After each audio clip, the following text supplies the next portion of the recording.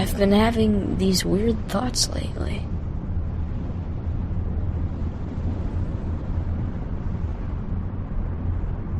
Like, is any of this for real? Or not?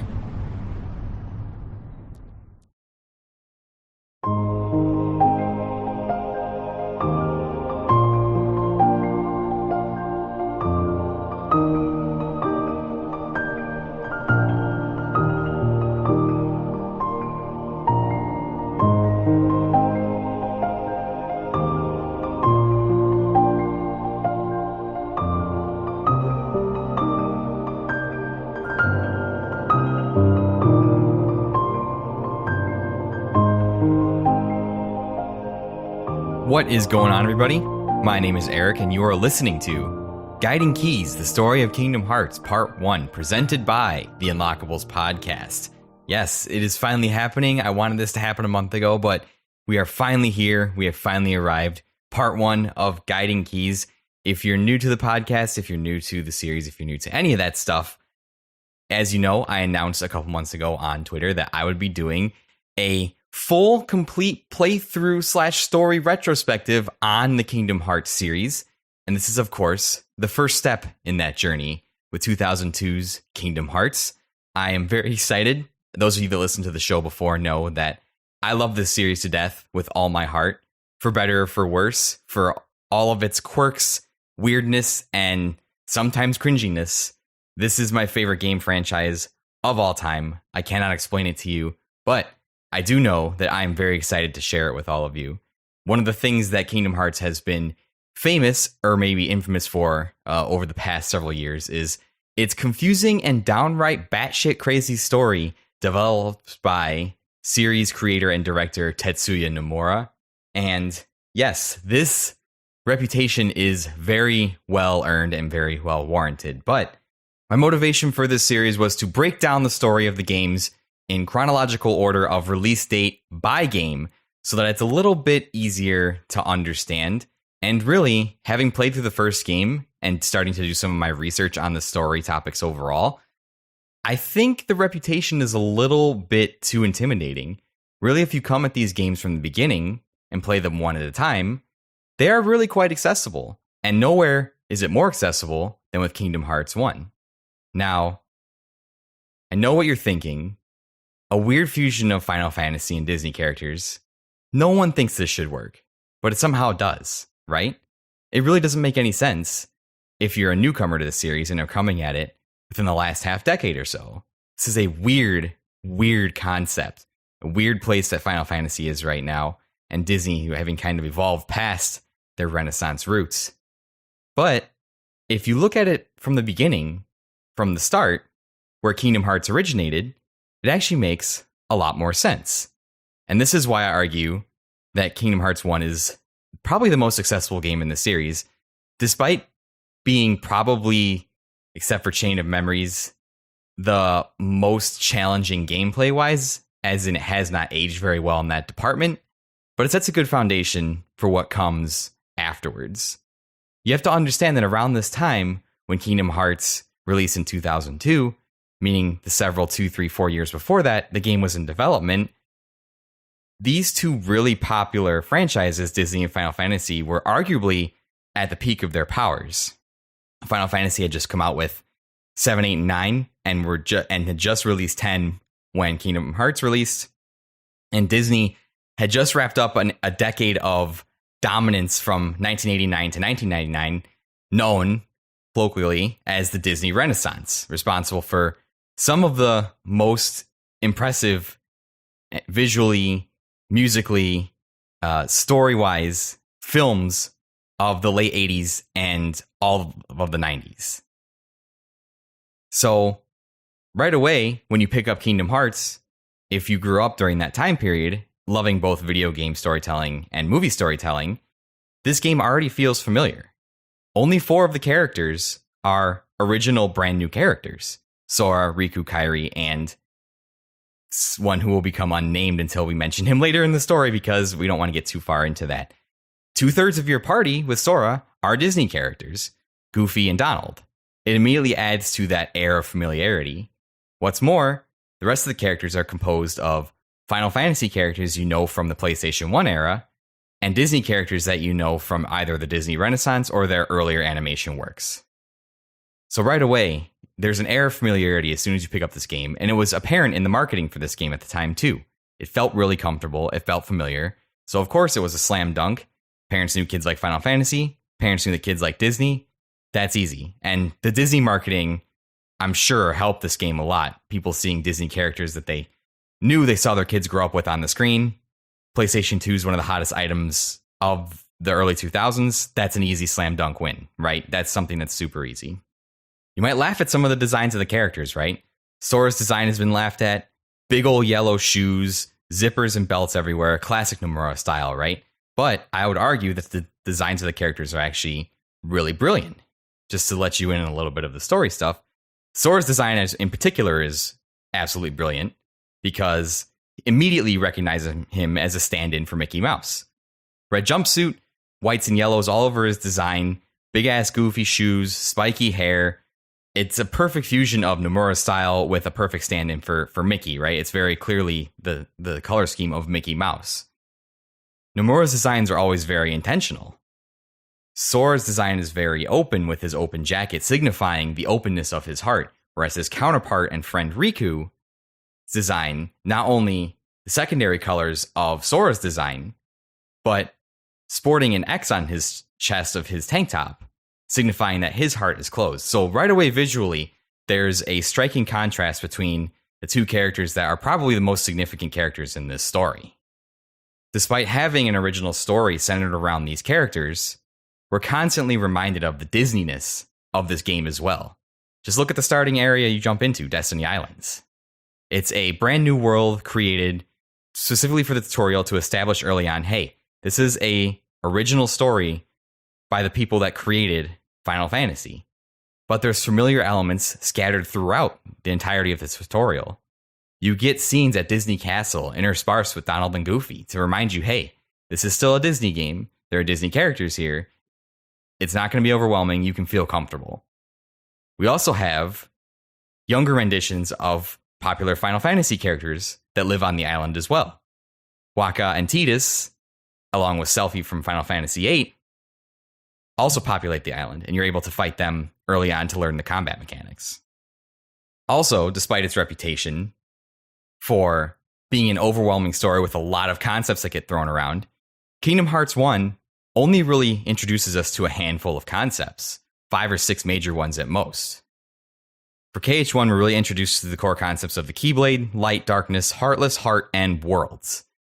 And sure, if you're coming at the series much later, and you see all of the supplementary material around it, each game stacks on a few more layers and ideas on top of this base knowledge that it gives you in Kingdom Hearts 1, and then just a shit ton of knowledge going back to the prequel games, and then once you get to 3, it's all very overwhelming. But if you play each game in sequential order and slowly stack the knowledge on top of what you already know, then the games become much more accessible and the story isn't as intimidating as you would initially think. The HD collections do a really good job of helping with this, especially if you get the all-in-one or the Story So Far collections that really have a majority of the main games that you should be playing. And when you fire those games up, it presents them to you in a nice little menu in chronological release date. Except for 358 over 2 days, which it puts before Kingdom Hearts 2 for some reason. And when I get to those games, I'll argue why, it's more important to play KH2 before 358 over 2 days, or I'll touch on that a little bit. But release date wise, 358 didn't come before Kingdom Hearts 2, and I think it's more important to play that one first. But other than that, they do a really good job of kind of laying out those core games in sequential order. Unfortunately, some of the supplementary material like 0.8 Fragmentary Passage, back cover, some stuff like that are left out. And the DS games, 358 and Recoded, are pretty much given the cutscene treatment because that gameplay would be a little bit dicey to scale up to the full screen, if you ask me. And you're not really missing. I enjoy my playthroughs of 358. Recoded was a little meh. But we'll touch on the major story elements of that. They do have some important context to the story overall. So there are tools. I think Square Enix recognized this going into the latter half of the decade, which is why they spent most of the 2010s trying to get these games in a place where you could all play them at once to finally put out the conclusion to this saga of story they were trying to tell, which is the Darkseeker saga. And I think they do a good job. Disney themed story infused with Final Fantasy elements. So of course there's going to be some crazy out of left field stuff that you have to deal with. But playing the games in order, learning the concepts, and layering the knowledge that you get in later games with the initial knowledge that you're given in this game really does kind of help. And as in most things, the more into the weeds you tend to get, and the more nitpicky you tend to get about things, the more annoying things get. That's right. You can nitpick anything to a certain degree, and a certain level that everything kind of starts to fall apart. And this is true with Kingdom Hearts as well. And I think Kingdom Hearts' major weakness is they feel the need to explain everything. And this kind of starts in Kingdom Hearts 2, in my opinion. So once you start explaining everything has to have a reason for why it happens. And once you start doing that, that becomes a fan expectation. And then you're just forced to build out this crazy lore to explain literally why everything is happening. And towards the end of the series with prequel games on mobile and stuff, I will agree they did go a bit crazy with it. But all in all, if you play the games and commit to learning the knowledge, it's not too bad. For its time, KH1 was visually impressive, for sure, featuring cutscenes on par with Final Fantasy X. The opening and secret movie animations for this game as well at the time were mind-blowing. Which led you to believe that this wasn't going to be just a one-off game. The animation budget they had to put in for the beginning movie alone and the insane secret movie, which we'll touch on at the end of the game, if you fulfill certain requirements, they were pretty much betting on this game to be a success off the power of Disney and Final Fantasy, and they put a lot of money towards those introduction and ending cutscenes. So I think it stands on par with Final Fantasy X, and as one of the best looking games probably on the PlayStation 2. I'll fight anybody about that. So that's just a little bit of an intro to the game, some of my thoughts on it, reasons to not be intimidated about it, and reasons why this game should feel familiar if you kind of think back to what the climate was in 2002 when it released. And before we dive into the story proper, I think it's only fitting to touch on a little bit of the history of the development of Kingdom Hearts.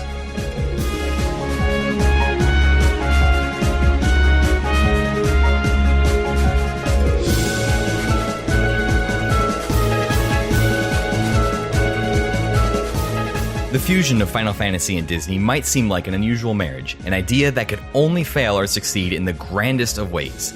But given the time period of the late 90s and early 2000s, the picture starts to become a little clearer, and the idea isn't as far-fetched as one might initially think. The turn of the millennium saw the House of Mouse on the tail end of the fabled Disney Renaissance, an era between 1989 and 1999, where Disney released some of their most critically and commercially successful animated films of all time, including juggernauts such as The Little Mermaid, The Lion King, Aladdin, Mulan, Hercules, and Beauty and the Beast. During this time, Disney was a household name as their films captured imaginations and box office records across the globe. The same could be said for Squaresoft, legendary creators of the Final Fantasy series. After their relationship with Nintendo became tense after the release of Super Mario RPG, Square shifted their games to the PlayStation and went on to create many notable RPGs such as Final Fantasies 7, 8, and 9, Parasite Eve, Xenogears, and many more. Despite the success of these titles and massive popularity of Final Fantasy in particular, a massive misstep would leave Square in dire financial straits. The disaster that was Final Fantasy: The Spirits Within cost Square nearly $137 million, while only grossing $87 million at the box office. To make matters worse, a delay to the much-anticipated Final Fantasy X for the PlayStation 2 led to a prominent reshuffling of leadership at Square, causing the departure of series creator Hironobu Sakaguchi, who was still kept on as an executive producer for the Final Fantasy series. Despite struggles, Final Fantasy X released to critical acclaim and quickly established itself as one of the best games on the PlayStation 2. It is in this environment that the idea and concept for Kingdom Hearts was born. But how did it begin? And where did this radical marriage of Final Fantasy and Disney come from? As with most things in video games, we must first look to everyone's favorite mustachio plumber, Mario.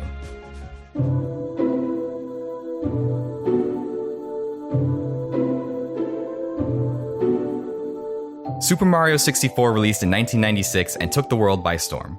The leap from 2D to 3D for everyone's favorite Mushroom Kingdom hero was a monumental achievement in games and was a heavy influence on the industry moving forward.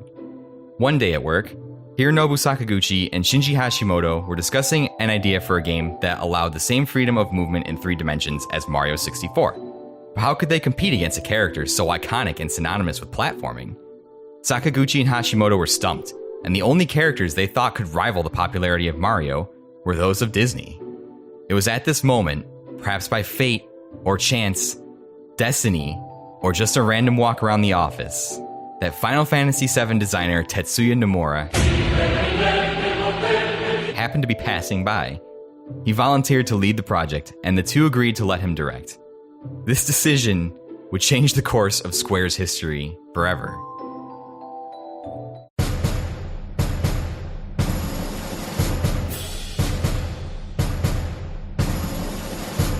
Perhaps with the further help of fate, Hashimoto found himself in an elevator with a Disney executive, as Square and Disney just so happened to be sharing a building at the time. This allowed Hashimoto to pitch the game directly to Disney, and Disney agreed to the project. So production on Kingdom Hearts finally began, with the development team consisting of over 100 individuals from both Square and Disney Interactive. Initially, members of the Square team wanted Mickey Mouse to be the main character, while Disney wanted Donald Duck to be the focus. Nomura struck down both of these proposals in favor of an original character with original designs and a fresh and compelling story, one that Sakaguchi insisted had to aim for the same level of depth and complexity as Final Fantasy in order to be successful. Nomura submitted a character with line-like features and a chainsaw-style weapon, but it was rejected by Disney for being too aggressive, and Square was concerned it looked too much like Zidane from Final Fantasy IX. So in classic Nomura fashion, he went home and redesigned the character in one night, and thus Sora was born with his classic red, white, and yellow look to mirror that of Mickey Mouse. As for the name, Nomura got inspiration from Disney's Animal Kingdom and wanted the title to feature Kingdom in it. He added hearts to the title after beginning to develop the concept of the heart in the game's story. What's more, then Disney CEO Bob Iger gave the team a significant amount of leeway when choosing Disney properties to include, allowing the team to pick unique worlds with visually distinct styles for variety. Square composer Yoko Shimomura would score the game, and it was her last in-house work before going freelance in 2002, composing many original pieces of music for the game as well as arranging many tracks of popular Disney music.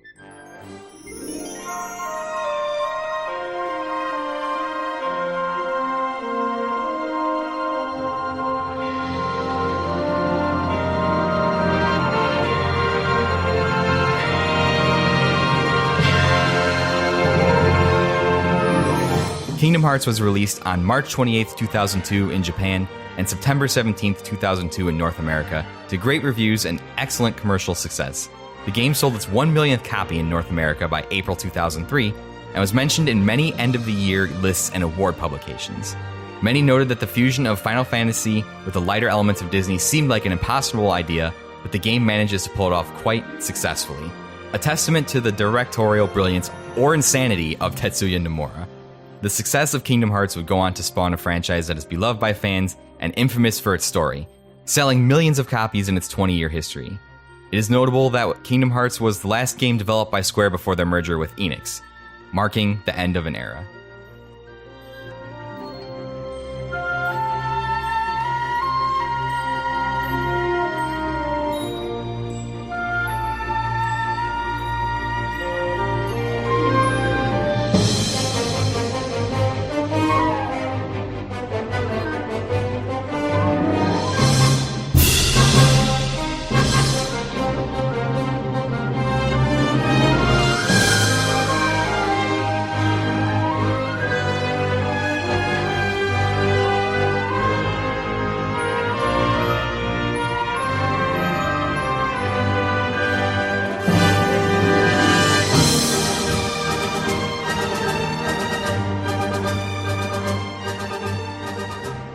Before we get into the story, I'd like to touch on the core gameplay mechanics just a little bit. It is not my intention with this series to critique the gameplay of this game. It is pretty much just to communicate the story of Kingdom Hearts to you. Others have done great episodes on the gameplay, and I recognize that Kingdom Hearts 1 is probably the roughest of all of the Kingdom Hearts experiences, except maybe for Chain of Memories, but we'll talk about that later because that game can be absolutely broken. But we will be playing the 1.5 HD remix version, which is on the collection that I have, which is the Stories So Far collection, including all the games except for Kingdom Hearts 3, because I have a separate copy of Kingdom Hearts 3. It is not the authentic Kingdom Hearts 1 experience, but for the story, I believe that the 1.5 HD Final Mix collection is the most complete. There are some additional cutscenes that add a little bit more depth to the story. There are some additional secret collectibles that add a little bit more background lore. And there's secret bosses and secrets that kind of tie into the next two games going forward that I think will create a more cohesive experience across all of the parts of Guiding Keys. So that is my intention with that. It'll probably be the same for all the Kingdom Hearts games. When we get to Chain of Memories, we probably won't play the Game Boy game. We'll probably play the Rechain of Memories on the collection just because it adds a little bit more depth to it. So that is how we are going to go. So anything that I'm talking about is from the Final Mix version of Kingdom Hearts 1, the HD remastered version on the collection. So Kingdom Hearts at its core is a action RPG that blends traditional Final Fantasy elements with open level movement and combat. You can see this immediately when you play the game, because in the lower left-hand corner, you have a traditional Final Fantasy menu that comes with an HPMP display over on the right-hand corner. So anybody that's played JRPGs before, this is pretty basic stuff. You know this. You can shuffle through the command list on the left-hand side. With the D-pad, you can attack, you can cast magic, you can use items, you can summon. All that stuff is pretty recognizable. To add to the familiarity that this is a Final Fantasy-inspired game, all the spell names follow the same naming convention as they do in Final Fantasy, right? There's no weird-ass Disney spells thrown in. You still have your Faragas, your Blizzagas, Thundagas, all of those. And that naming convention, while silly, makes it easy to understand the different levels of the spell and what they do. Faraga is fire. It is the most powerful version of that spell. They also brought in the ability system, which is very, very closely mirrored to the ability system in Final Fantasy IX. You have points that you can spend to equip abilities that affect the way you play the game. You can spend 1 ability point to unlock a dodge roll, 3 ability points you unlock Leaf Bracer, which prevents you from getting hit while you're casting Cure. If you play Final Fantasy IX and understand that ability system, it's a little bit more of a stripped down, refined version because you don't have to unlock the ability. The abilities just unlock naturally as you progress through the level system. And of course, there are levels. You level up. It's an RPG. So fighting monsters nets you experience, makes you level up, increases your stats. Pretty basic stuff if you're an RPG fan right here. I don't think I need to dive into it too much. You fight enemies that appear in real time in the world as you explore. So there's no cutscene transition to a battlefield. You're fighting, the enemies just appear and you fight them right there. It's really, really cool because up until this, I had always played turn-based RPGs that when you touch something in the overworld, we would get a whooshy transition and then you'd be transported to a battlefield where the turn-based battle would take place. There's also an element of exploration in the open world. It kind of reminds me a little bit of how Legend of Zelda: Link to the Past. There is a merging of combat and world exploration. You would have to explore the world, simultaneously fighting off anything that kind of shows up in order to solve puzzles. And while Kingdom Hearts is not that in-depth in its puzzles, there are secret areas that you can only access when you have certain abilities. There are kind of like push puzzles and things like that you use abilities or magic to solve to help you progress through the world. You can beat this game. One of the main accusations I see lobbed at this game is you can beat it's just a hack and slash, right? You can just button mash and make your way through the game. Yes, this is 100% true. You can button mash and make your way through the game. You have to remember this game was mostly geared towards children. That's who would be playing it. Fans of Disney. The odds are people are going to be more familiar with Disney than they were with Final Fantasy. I would say Final Fantasy was still on the upward trajectory of the juggernaut that it is today. Maybe not as much so. Don't know. But you have to understand, it was a game for children. It needed to be able to be beaten in a relatively easy manner. There are layers of depth to the combat. They added in the tech point system, which is where if some attacks, if you guard, if you attack a monster and meet their attack head on, you get like a parry sound. The attacks bounce off on each other, and you see attack points, extra experience points appear. So this gives you incentive to be a little bit more strategic about your combat options to try and interrupt enemy attacks for extra experience point. If you use, for example, a fire spell on an enemy that has a blizzard element, you get tech points for that because it is technically a weakness. So there is a system built in that you can exploit to use a little bit more tactical.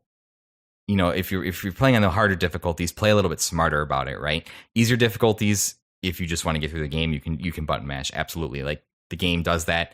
If you feel like you're overwhelmed, you can go and level up a couple levels to come back to help you progress to the next part of the story, right?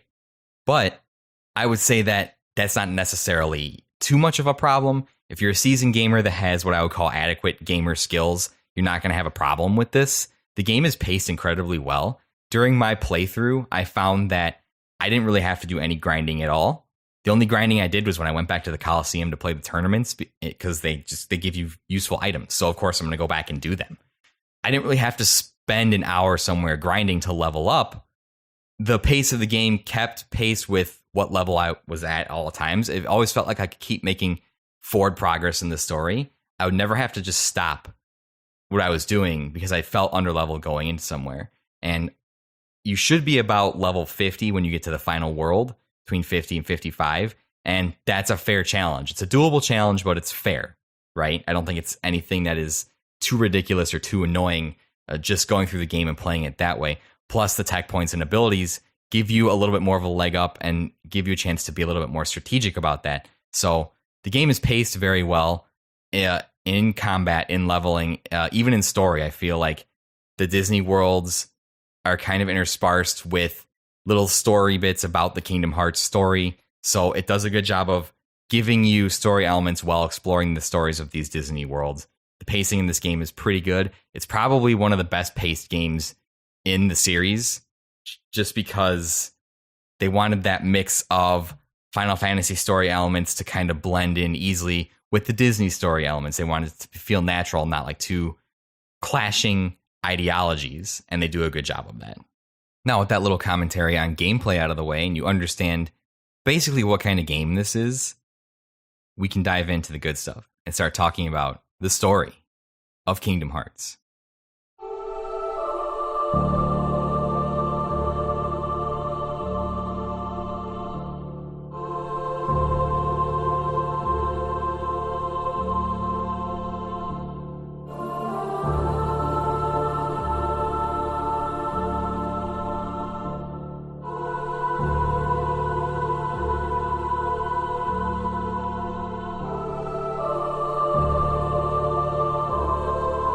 Boy, oh boy, guys, where do we start with the story of Kingdom Hearts? Well, excellent question. That is an excellent question. And the best place to start is obviously at the beginning, the very start, with one of the most iconic introductory cutscene movies in any video game ever, with one of the most iconic songs from any intro to a video game ever. A song that defined my generation, Simple and Clean.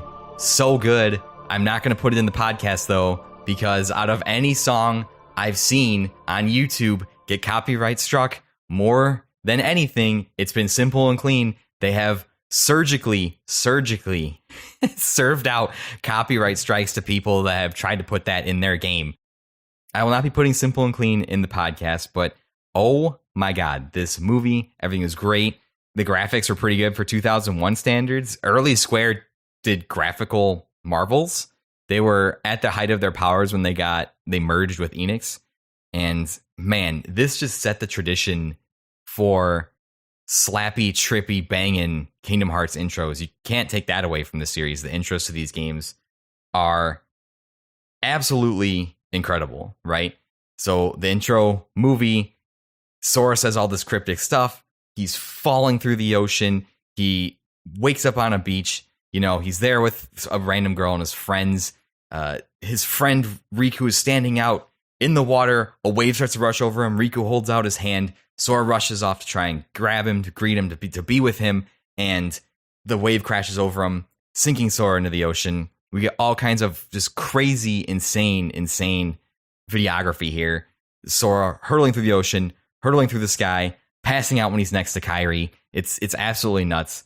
It kind of establishes some of the early themes of the game right away. But the most important shot is obviously the end of the movie, where Sora is sinking down through the ocean, sinking down, down, down, down, lands on something solid. A bright light flashes. The pedestal that he's on, the platform that he's on beneath him kind of, starts to glow, and the darkness gives way. And we see that he's standing on a stained glass platform. Now, this is a standard Kingdom Hearts trope. This happens in probably almost every single game. This is an inside one person's consciousness, what is called an awakening dive to heart. So anytime you find yourself in a dark expanse on a stained glass floor, traversing stained glass, this is what this means. It is an awakening. It is a dive to the heart. It is a representation of your inner heart. You see stained glass, that's what it means, right? A voice starts talking to Sora. He's looking around. He doesn't know what to do. It says so much to do, so little time, and tells Sora, don't be afraid.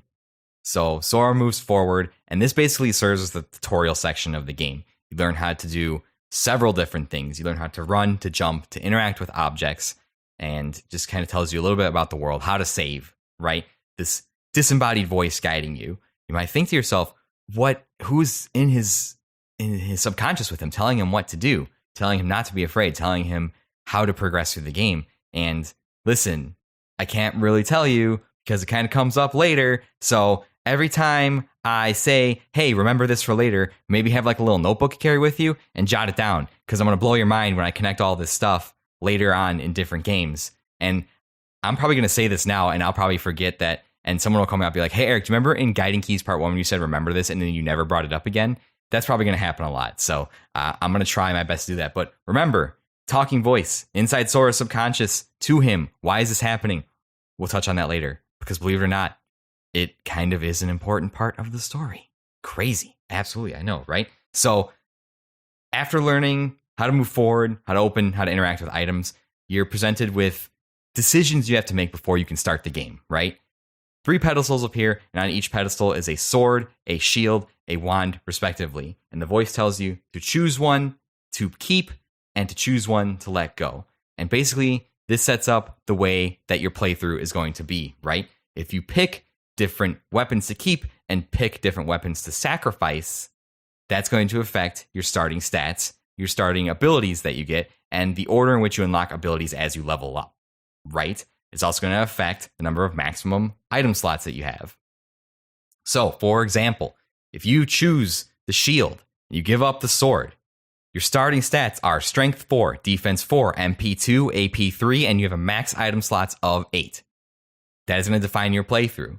Now, if you choose the sword and give up the shield, for example, your starting strength is 6, your starting defense is 1, your MP is 2, your AP is 3, and you have a max item slots of 7. So this is the game's way of introducing variety and replayability. You can play with different combinations, and different combinations of weapons give you access to certain abilities. For example, I did the route where I picked the shield and I gave up the sword, which gave me access to defensive abilities earlier, second chance, leaf bracer, things that help your survivability.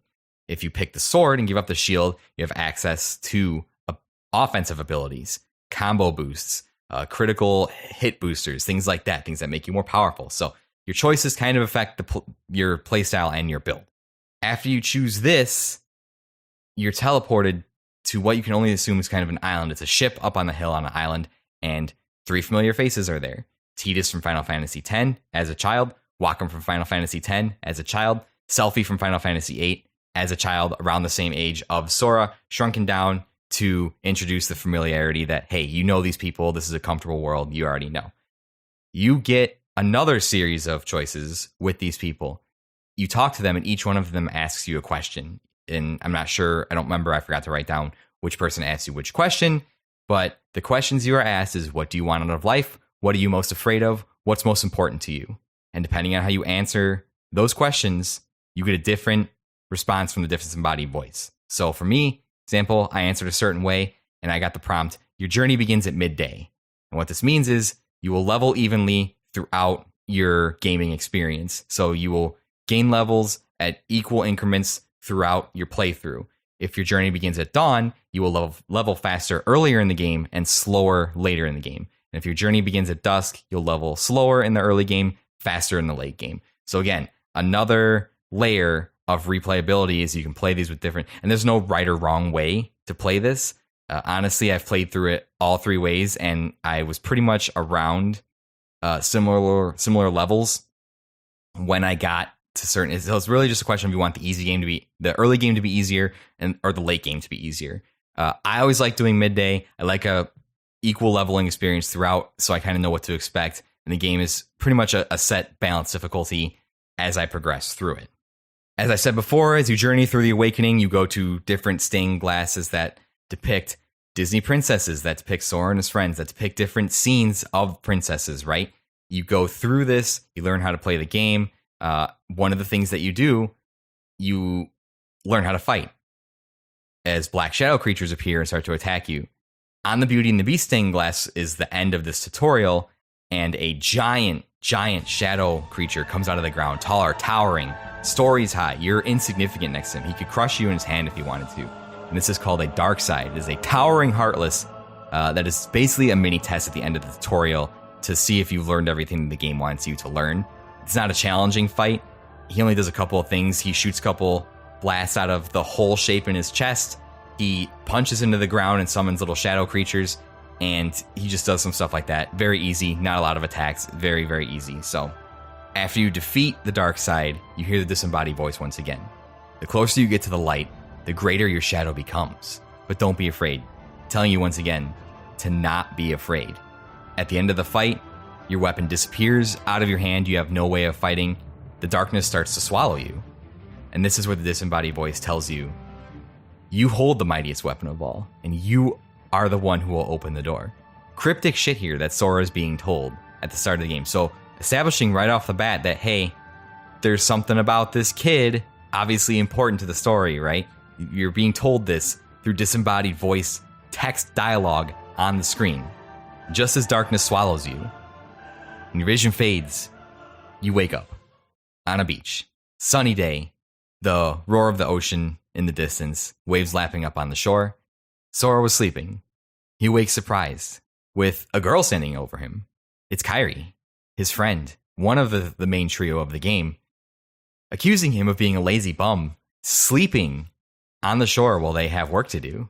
Sora tries to tell her about his dream, about this darkness that swallowed him up, and about this area where he was, saying it was bizarre, and she doesn't necessarily believe him. She just calls him a lazy bum. And this is where the third of our trio walk over. Riku walks up. This is the main trio. Riku comments how they are both slacking off about building a raft. There's a plan in place to build a raft to escape the island. They decide to stop sitting around. Kairi goads them into a race down the beach, saying, first one there wins, I don't know, whatever. And I like this scene a lot. So when Sora and Riku don't act like they don't want to race, like they're too cool for it, right? But Kairi knows better. They're competitive. So as soon as she says, ready, set, go, they jump up and start taking off, running down the beach. And this is where we get our title shot. Soaring over the island called Destiny Islands. You see in the sky, Kingdom Hearts. Title shot, we can close it down, we can move on, right?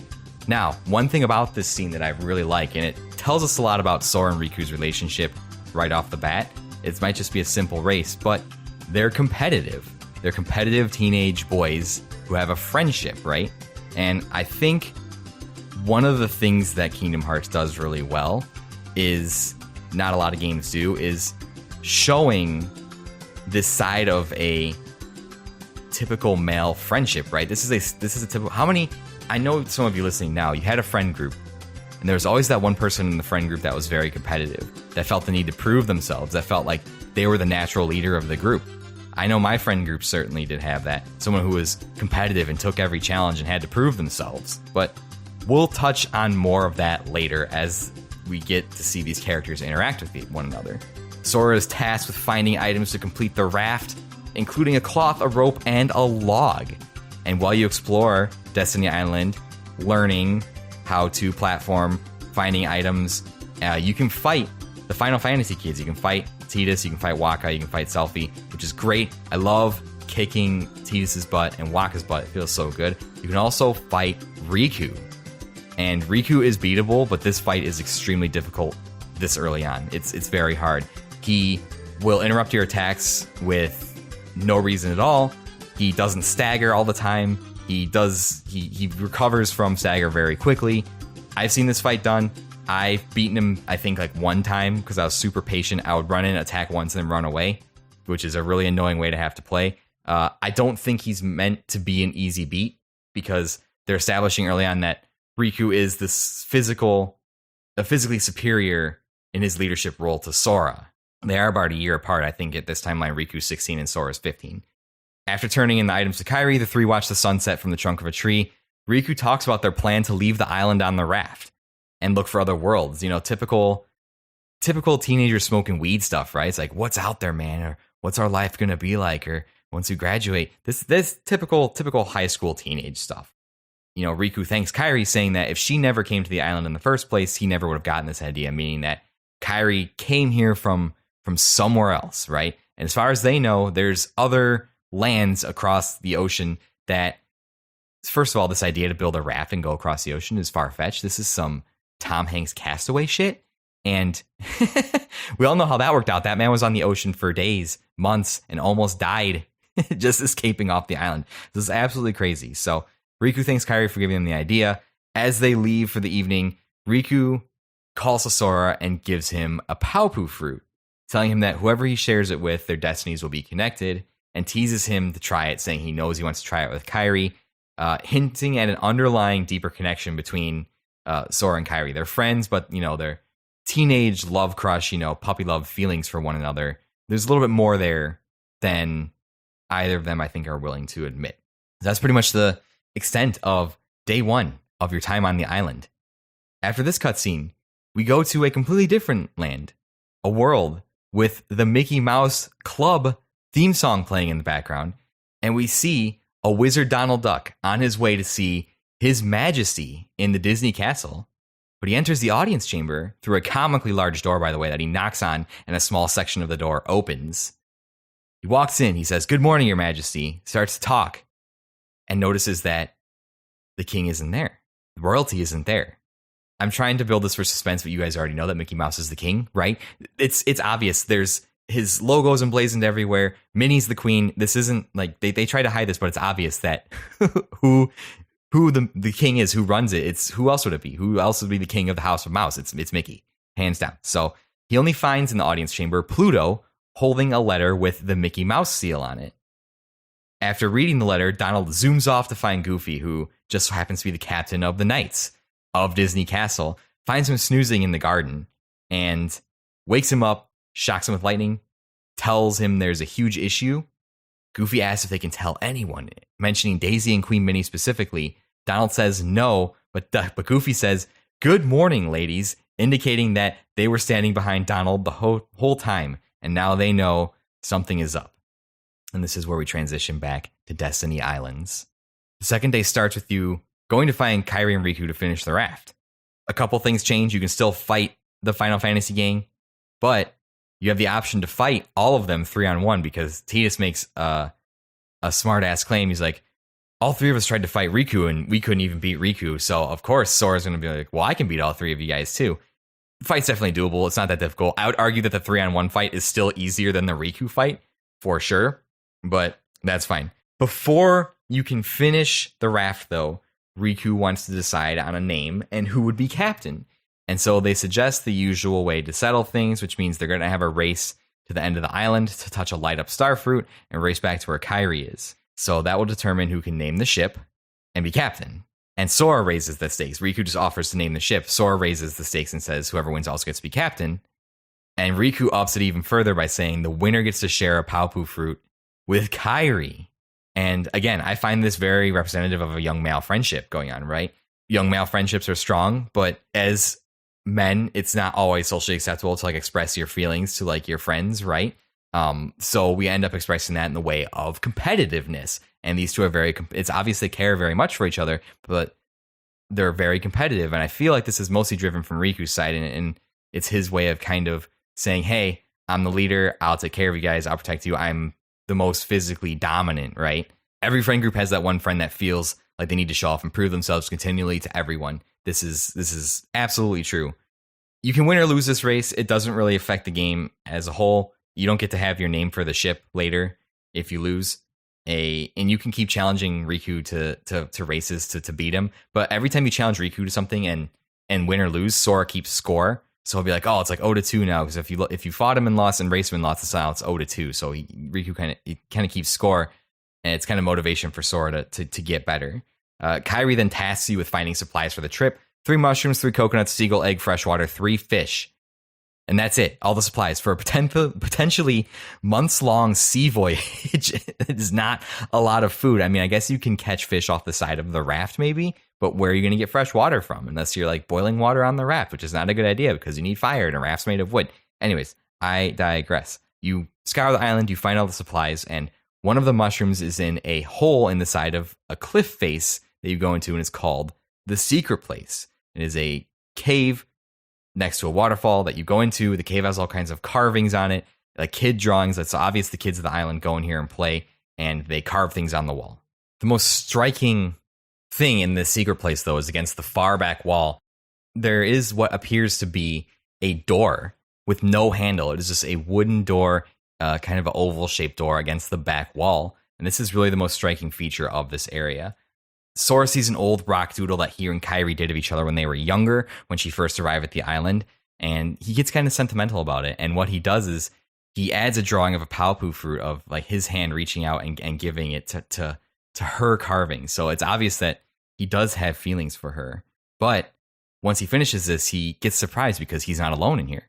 He's surprised by a figure in a brown cloak who tells him that he has come to see the door to this world.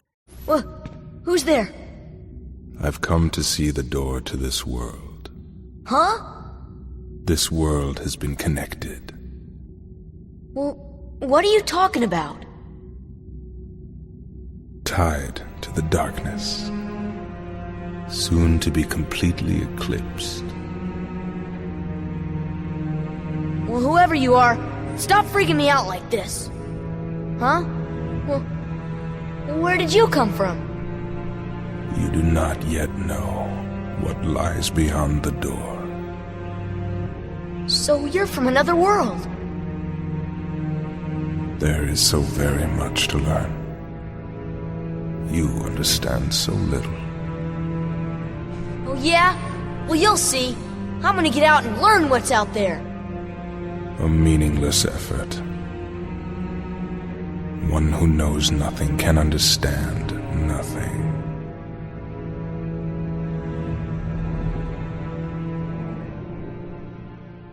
He doesn't tell his friends about this. He walks out of the Secret Place and just kind of keeps it to himself. When you return to Kairi with all the items found, she's making a star-shaped piece of jewelry out of seashells. This is important for later because it's a thing later in the series. It's basically like a 5-pointed star out of shells with like a face on it. She calls it her lucky charm later. We'll get to that. But anyways, she then asks you if you want to call it a day. If you want to, after you're collecting everything, you can say yes. It'll transition to the next cutscene and move the story forward. If not, you can explore the island a little more. You can fight the people on the island, race Riku again, do all that kind of stuff, whatever. But you definitely want to move the story forward because the next cutscene, we get a sunset cutscene of Sora and Kairi sitting on the dock. Kairi mentions how Riku has changed, that he's become a little more older, a little more protective, a little more competitive. And she jokingly says that her and Sora should take the raft and just leave without Riku. And I think that's kind of funny / maybe a little bit flirty. It's kind of like, oh, okay, like what are you trying to... And then she laughs and just says he's kidding. She tells Sora she's really excited for the raft voyage and says how despite anything that happens, they can always come back to the island unless, you die at sea, you catch a storm and your raft collapses and you drown. That could happen, realistically. But at the end of this, too, she tells Sora that he should never change who he is because she likes him just the way that he is. Super cute. Adorable, right? God, young love. It's great. It's fantastic. After this scene, we transition back to Disney Castle. We see the text of the king's message to Donald on the screen. And this is what it says. Sorry to rush off without saying goodbye, but there's big trouble brewing. Not sure why, but the stars have been blinking out one by one, and that means disaster can't be far behind. I hate to leave you all, but I gotta go check into it. There's someone with a key, the key to our survival. So I need you and Goofy to find him and stick with him, got it? We need that key or we're doomed. So go to Traverse Town and find Leon. He'll point you in the right direction. P.S. Would you apologize to Minnie for me? Thanks, pal. Signed, the Mickey Mouse symbol. Obviously Mickey. So this is obviously the big reveal that Mickey is the king. You know, it's signed with his seal. It's obvious. Obviously, you know, it is. After conferring with Queen Minnie and Daisy, Minnie says that they'll have to trust the king at his word. And Donald and Goofy set off to find this key. They're accompanied by Jiminy Cricket, who will chronicle their travels. And this is the journal function in the menu to kind of recap everything that's happened in the story. As they're descending into the depths of Disney Castle to set off on their journey, Jiminy explains that his world vanished, Pinocchio and Geppetto are missing, so he ended up here. And as we're going down the stairs to however they're going to get to these other worlds, there's a very important rule that is never explained why it's established, but is established. Goofy and Donald are talking about once they get to other worlds, what are they going to do? Goofy mentions they'll need to change of clothes when they get there because while they're in other worlds, they can't let on from where they are because it's very, very, very, very, very, very, very of the utmost importance to protect the world order and not meddle in the affairs of the world that you're in more than you have to. This is made very clear that they can't let other people know where they're from when they're in other worlds. Very odd that this is said because it's a game about visiting other worlds and saving the world with a Keyblade, but we'll get onto that. This comes into play a couple of times. We get down to the basement of Disney Castle, and we're taking a frickin' rocket ship, which is the Gummy ship. And wouldn't you know it, the squirrels Chip and Dale are the engineers. We're going to be blasting off, hoping that they've checked over this flying space rocket to go to whatever world we're going to, and we're trusting squirrels with our lives. This is absolutely insane. So Chip and Dale launch Donald and Goofy. They're supposed to launch forward and actually open the path, or open the chute and launch them down and basically get pooped at the bottom of the world. And they take off to go to Traverse Town and find Leon, talk to him. So our 2/3 of our party are en route to somewhere to start the actual story of Kingdom Hearts. So we have to find, Donald and Goofy have their mission. They have to find the key and they have to find the king because that's the key to their survival. That's what he told them. We come back to Destiny Islands. It's nighttime, and Sora's laying in a bed in what we presume is his room. We get some interesting information, because before we've only known about Destiny Islands as the island that you're on, but it appears in the distance that the island is offshore, so Sora is actually in a house on the mainland, and he sees a storm rolling in, and he panics about the raft. One of the cool things about this scene is there is a ship hanging from the ceiling in Sora's room that gives me really big theater ship vibes from Final Fantasy IX. He gets dressed, even though he's already laying in bed dressed, and gets in his rowboat and goes to the island in the middle of the storm, which is a great idea. Well, we hear a female voice call from down the hall and say, Sora, dinner is ready. And this has to be Sora's mom. The only time she speaks in the entire franchise, the only time she is referenced in the entire franchise. Once Sora leaves to go to that island, she's never spoken about ever again. It's never mentioned by Sora that he has parents. It's never mentioned by Sora that his mom could miss him. Nothing. So, I don't know. It's very strange. He arrives on the island to see that Riku and Kairi's rowboats are already there. And as he's looking around, he sees the shadow creatures from the Awakening appear, from his stained glass dream appear, and he freaks out. Your wooden sword that you have is ineffective against these enemies. Can't hurt them at all. It cannot hurt them. Your only recourse is to run. You have to run.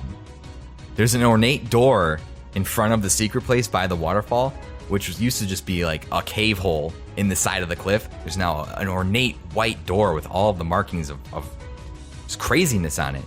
And before you can go there, if you walk up to that door first, Sora says, I should find Riku. He goes out to the palm tree that's kind of like vertical where they sit and watch the sunset sometimes, and Riku's standing there and saying like, the door is open. And now we can go to the outside world, and Riku reaches out for him, reaches his hand out, says, I am not afraid of the darkness, reaches his hand out just the way he does in the opening cutscene when the waves are crashing towards him. Sora reaches out and tries to take it, but he finds that dark portals have opened around their feet. They're being swallowed in the ground by these dark portals. Before Sora can grab Riku, they get sucked in. everything goes dark, and then there's a bright flash. A bright flash. And when Sora comes to, he reappears. And he has a giant key-shaped weapon in his hand, to which the mysterious disembodied voice returns and just says, Keyblade, Keyblade, Keyblade, over and over, several times. This is the point in the story where you get access to the Keyblade, the legendary weapon of the Kingdom Hearts series. A controversial weapon for how silly it is, but a weapon that is nonetheless awesome in its power. And we'll elaborate on the Keyblade a little bit more as we get into the future story here. Now you have the ability to fight the shadows, and this feels great because the shadows are pissing me off, following me all over the island while I run to get to wherever Riku is, and now I'm ready to take revenge. So I spend like 4 or 5 minutes just beating the shit out of the shadows, right? Absolutely great. And I farmed a little bit of extra XP, got an extra level before I left Destiny Island. That felt really good. Probably set me out on a good foot forward for the rest of my adventure. We then go to the secret place. We go to this ornate door. We go through the ornate door, and we see Kairi standing in front of the wooden door in the secret place that I referenced earlier when Sora encountered the mysterious figure. And she turns around, she says Sora's name, she looks completely out of it, looks like absolute death, obviously being very affected by whatever is happening to the world. The door bursts open suddenly. Doesn't have any hinges, doesn't even look like it can open. It swings open, a huge gust of wind and just darkness flies out of it, and it pushes Kairi forward towards Sora. Sora goes to capture her, but before he can grab her, she vanishes, gone, disappears, and Sora is blown out of the cave back onto the beaches of the island. He lands on a patch of land, looking around, seeing his home has been completely ripped apart, and he looks up and there's just a swirling mass of darkness, a black hole, if you will. It's just sucking up everything. It's destroyed everything that he loves. The ground, the ocean, it's basically just a patchwork of whatever land masses are remaining. And it's at this point, he turns and he sees the dark side rise once again, the towering shadow figure. Stories tall. From the awakening, it's real, it's here, and he has to fight it. So this dark side fight is pretty much the same as it was in the awakening. It's not any harder, it's the same exact fight. You finish this fight, you win, you get a cutscene that the black hole is sucking in everything. Sora's grabbed onto whatever wood or whatever he found, but his hand is slipping, and he finally can't hold on any longer. And he gets sucked up into the black hole. And that is the end of our adventures, for now, on Destiny Islands.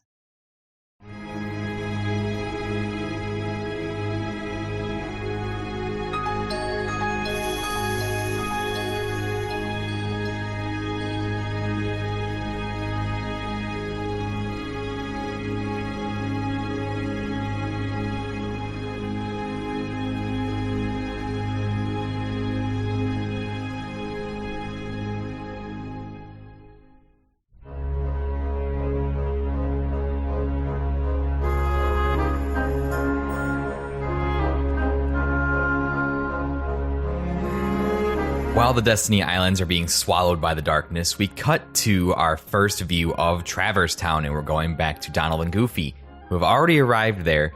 They look up to see a star going out, which just happens to be happening at the same time that Destiny Island is being destroyed. I know it's a little bit on the nose there. I don't think you need to take a guess and figure out what happened, but the star going out was effectively Destiny Island being wrecked, and we can gather from that is whenever a star goes out, a world is being destroyed. So Donald and Goofy see that, and they very quickly understand that they're kind of under a time crunch here. They need to find what they're looking for. So Goofy says they should look for the key and see if they can find Leon to help them.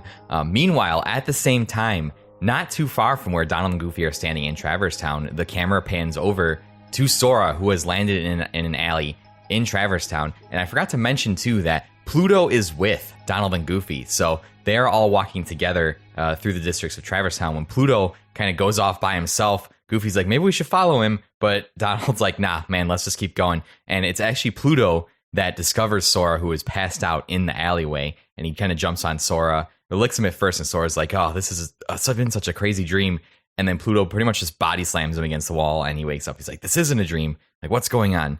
And so Sora wakes up. He runs out. He sees the town. There's people in the town. There's storefronts. Traverse Town, which is a really cool, one of the original worlds in Kingdom Hearts. It's very cool. It's an average kind of Final Fantasy town with a sky of eternal night. But from your very first visit, you get the sense and the warmth and the incredible saxophone in the soundtrack, the music to the Traverse Town. Absolutely incredible. It feels very warm. It feels like a safe haven. And from talking to some of the people, you understand that this is a place that you come when you don't have anywhere else to go. People whose worlds have been swallowed by darkness ended up here. People that don't have anywhere else to go. This town is kind of a collection of those people that were kind of either cast out from society or lost their worlds and didn't have anywhere else to go. There are several people in town. There's a model that looks like the young Titus from the island. When you talk to him, he says people with nowhere to go come to this town, essentially. You can wander into the central shop in the first district, which is kind of one of the first big land pieces that you see. And you meet Sid from Final Fantasy VII. He runs the shop there. He lives in Traverse Town. Go figure, right? And so he gives you some information about the town. He also says that if you ever run into trouble, you can come to him. He'll help you out. Classic Sid being a good old guy. Final Fantasy Sid helping us out when we need it.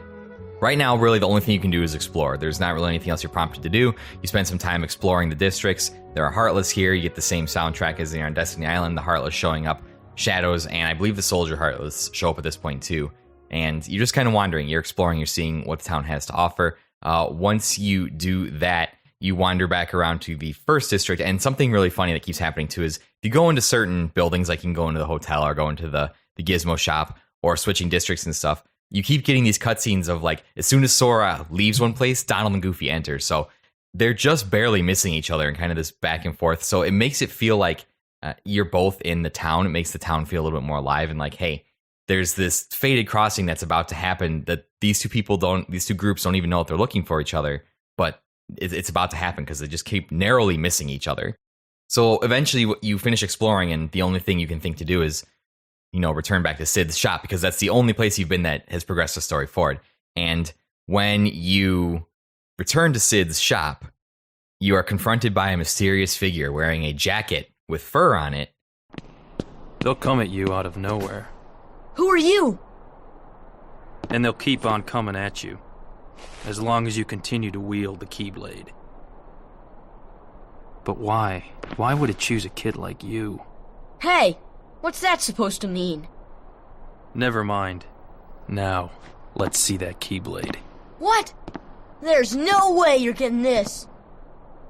All right. Then have it your way. And the man tells Sora to have it his way and brandishes a fearsome-looking gunblade. It is, of course, motherfucking Squall Leonhart from Final Fantasy VIII, who goes by the name of Leon in Kingdom Hearts 1. And this fight can go two ways. He fights you. You fight Squall, which is, at the time, thinking about it, I didn't appreciate this at first because I didn't even know what Final Fantasy VIII was. And this was my introduction to Squall as a character, and for the longest time, I only knew him as Leon. And so still to this day, I call him Leon just because it's just stuck in my brain, and a lot of my friends who love Final Fantasy VIII really hate me for that. But you can fight Squall, and this fight can go two ways. You can either win or you can lose, right? This fight's pretty tough. It's kind of akin to the Riku fight on the island. He slashes you with his gunblade, he shoots fire blasts at you. It's not mechanically intensive, but Squall just does the same thing that Riku does. He doesn't stagger. He can break your combos whenever he feels like it. But this fight is possible to win. But regardless of if you win or lose, the outcome is basically the same. It's just the cutscene's a little different. Either way, Sora passes out. If he wins, the implication is that Leon knocked you out. If you win, the implication is that you're just so tired from fighting a warrior of Leon's caliber that you just fall over from exhaustion. And either way, the third Final Fantasy character shows up, and that is Yuffie from Final Fantasy VII, saying to Squall and calling him by his name, Squall, which, again, I didn't understand why at the time, telling him that he overdid it, and he immediately corrects her and says it's Leon. And we'll touch on that in a second as to why he chose that name.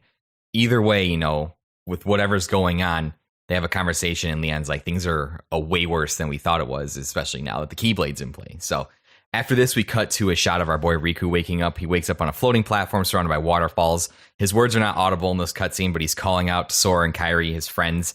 And from the platform above him, a mysterious figure appears in a black cloak. Then we cut back to Donald and Goofy, who are walking through the alleyways of Traverse Town. And Donald is tapped on the shoulder, which gives him quite a fright, but they turn to see Aerith from Final Fantasy VII. And again, I didn't understand at the time how significant this was, but if I had, I think I would have been a little bit more blown away by it, right? Because the only time we had seen Aerith in Final Fantasy VII before this, the last time we saw her, she had been impaled through the chest by Sephiroth by a 9-foot-long samurai sword, right? So seeing this is kind of nuts. And they have a conversation. Aerith asks if the king sent them, and now we have our two groups with corresponding Final Fantasy characters figuring out what exactly is going on, right? Meanwhile, Sora wakes up, and so they both go back to the hotel rooms. And what's the funny thing is you realize this is that Aerith, Donald, and Goofy are in an adjoining room to Yuffie, Leon, and Sora. It's kind of funny. And this is where we get a really big exposition dump. Sora wakes up and is still kind of in a daze and sees Kairi and starts talking to her like he found her. And who he's actually seeing is Yuffie. He's just hallucinating that Kairi's there. And she's like, "What, dude? I think Leon hit you too hard on the head." Is here we get the big lore dump about everything that's going on. Leon and Yuffie explain to Sora that the creatures that are tracking him are called the Heartless, and they're using the Keyblade to track him. They have great fear of it, so they will always seek to remove the person who can wield the Keyblade as it is a threat to them. Meanwhile, Donald and Goofy are in the adjoining room, and Aerith is explaining to them about the worlds, how the worlds are supposed to be secret from one another. They're supposed to be disconnected. People aren't supposed to know about them. Then when the Heartless showed up, the barriers between the worlds started to crumble. They started to eat away at them, and now all the worlds have been connected, which allows travel between them, which apparently Mickey has been doing. We cut back to Sora, Leon, and Yuffie, who are explaining the Heartless. Those without hearts, that's not 100% true. The Heartless do technically have hearts. They were called Heartless because of the lack of emotions that they exhibited. We'll touch on that a little bit later in when I talk about some of the supplementary material. And a better abbreviation, I saw this in a video and I forget the YouTuber and I apologize, would be to call it less heart because they have less of a feeling in their heart, basically. But that doesn't roll off the tongue as nicely. And Leon basically explains that they're attracted to the darkness in people's hearts. That's how they hunt people. They're instinctual. They always seek to consume more hearts. We cut back to Aerith with Donald and Goofy, who mentions a name of the fourth original character to the game, the fourth and final original character to the game. She asks if they've ever heard of the new player, Ansem. Goofy's like, "No, Ansem, we've never heard of him." She explains that Ansem was studying the Heartless and compiled his findings in a detailed report. Donald asks to see him, but of course, in typical JRPG bullshit fashion, the report is missing. So Goofy speculates that maybe King Mickey went to find them, and Aerith is like, "That's what I was thinking too, because this man's research could help potentially figure out what is going on here." And this is kind of where Donald interrupts with a hilarious bit of fourth wall breaking. He is talking to Goofy and he pulls the camera down to his level, saying that they need to find the key first. And Aerith is like, "Oh yeah, you need the Keyblade." And then it cuts back to Sora in the other room and he's like, "So this is the key." And Leon explains to him, the Heartless have great fear of the Keyblade. This is why they're chasing him. Sora says he didn't ask for this, and Yuffie pretty much tells him, "Hey, the Keyblade chooses its wielder, so you're pretty much out of luck. It chose you," which again isn't 100% accurate, but we'll get to that when we get to it. Sora asks what happened to his island. Leon's like, "I don't know. I'm sorry. I don't have any information to tell you on that front. You just showed up here."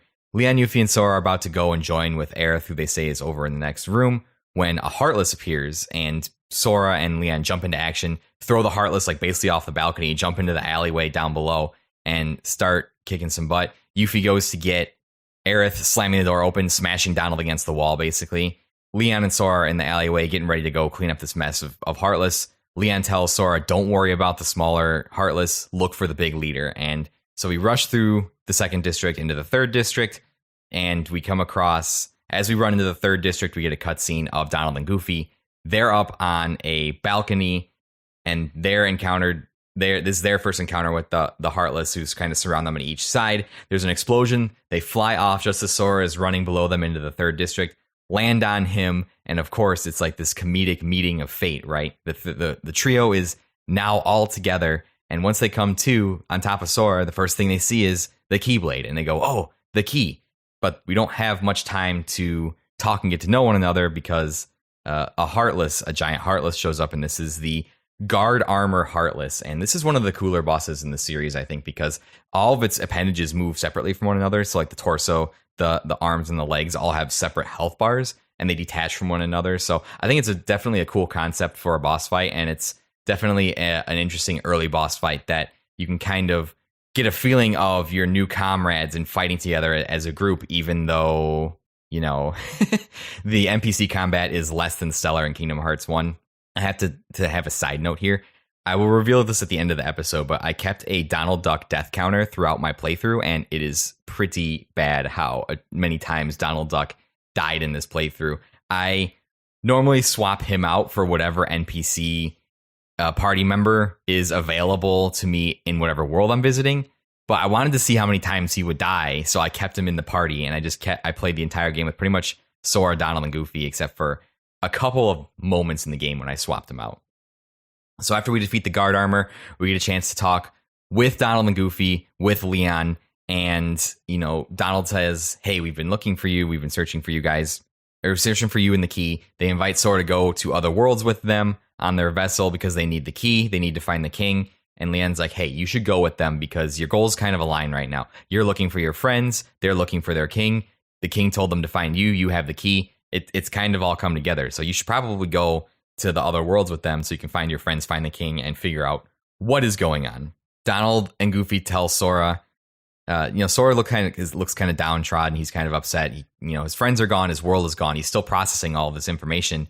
He's having to fight these creatures. He just met 2 weird animalistic creatures that said they're looking for him because the king told them to. He just discovered that he's the wielder of a mythical weapon that chooses its wielder. So you can understand that it's a lot of information for the normally joyous Sora to be processing right now. Donald and Goofy tell him, hey, we can't have you like that. The ship only runs on happy faces, and Sora makes the stupidest fucking face that you ever see in any video game ever. I might have to. It is a cringy moment up there with the Tidus laughing haha moment in Final Fantasy X. It's pretty bad. But now the gang is together, and now the journey can officially start proper. You get a couple of things from Donald and Goofy before you go. You get fire magic, you get dodge roll. This is where you're introduced to magic. This is where you're introduced to the ability system. Pretty much from here, you're free to wander Traverse Town. You can train up and grind a bit, get some money, buy some items, buy some weapons from the shop.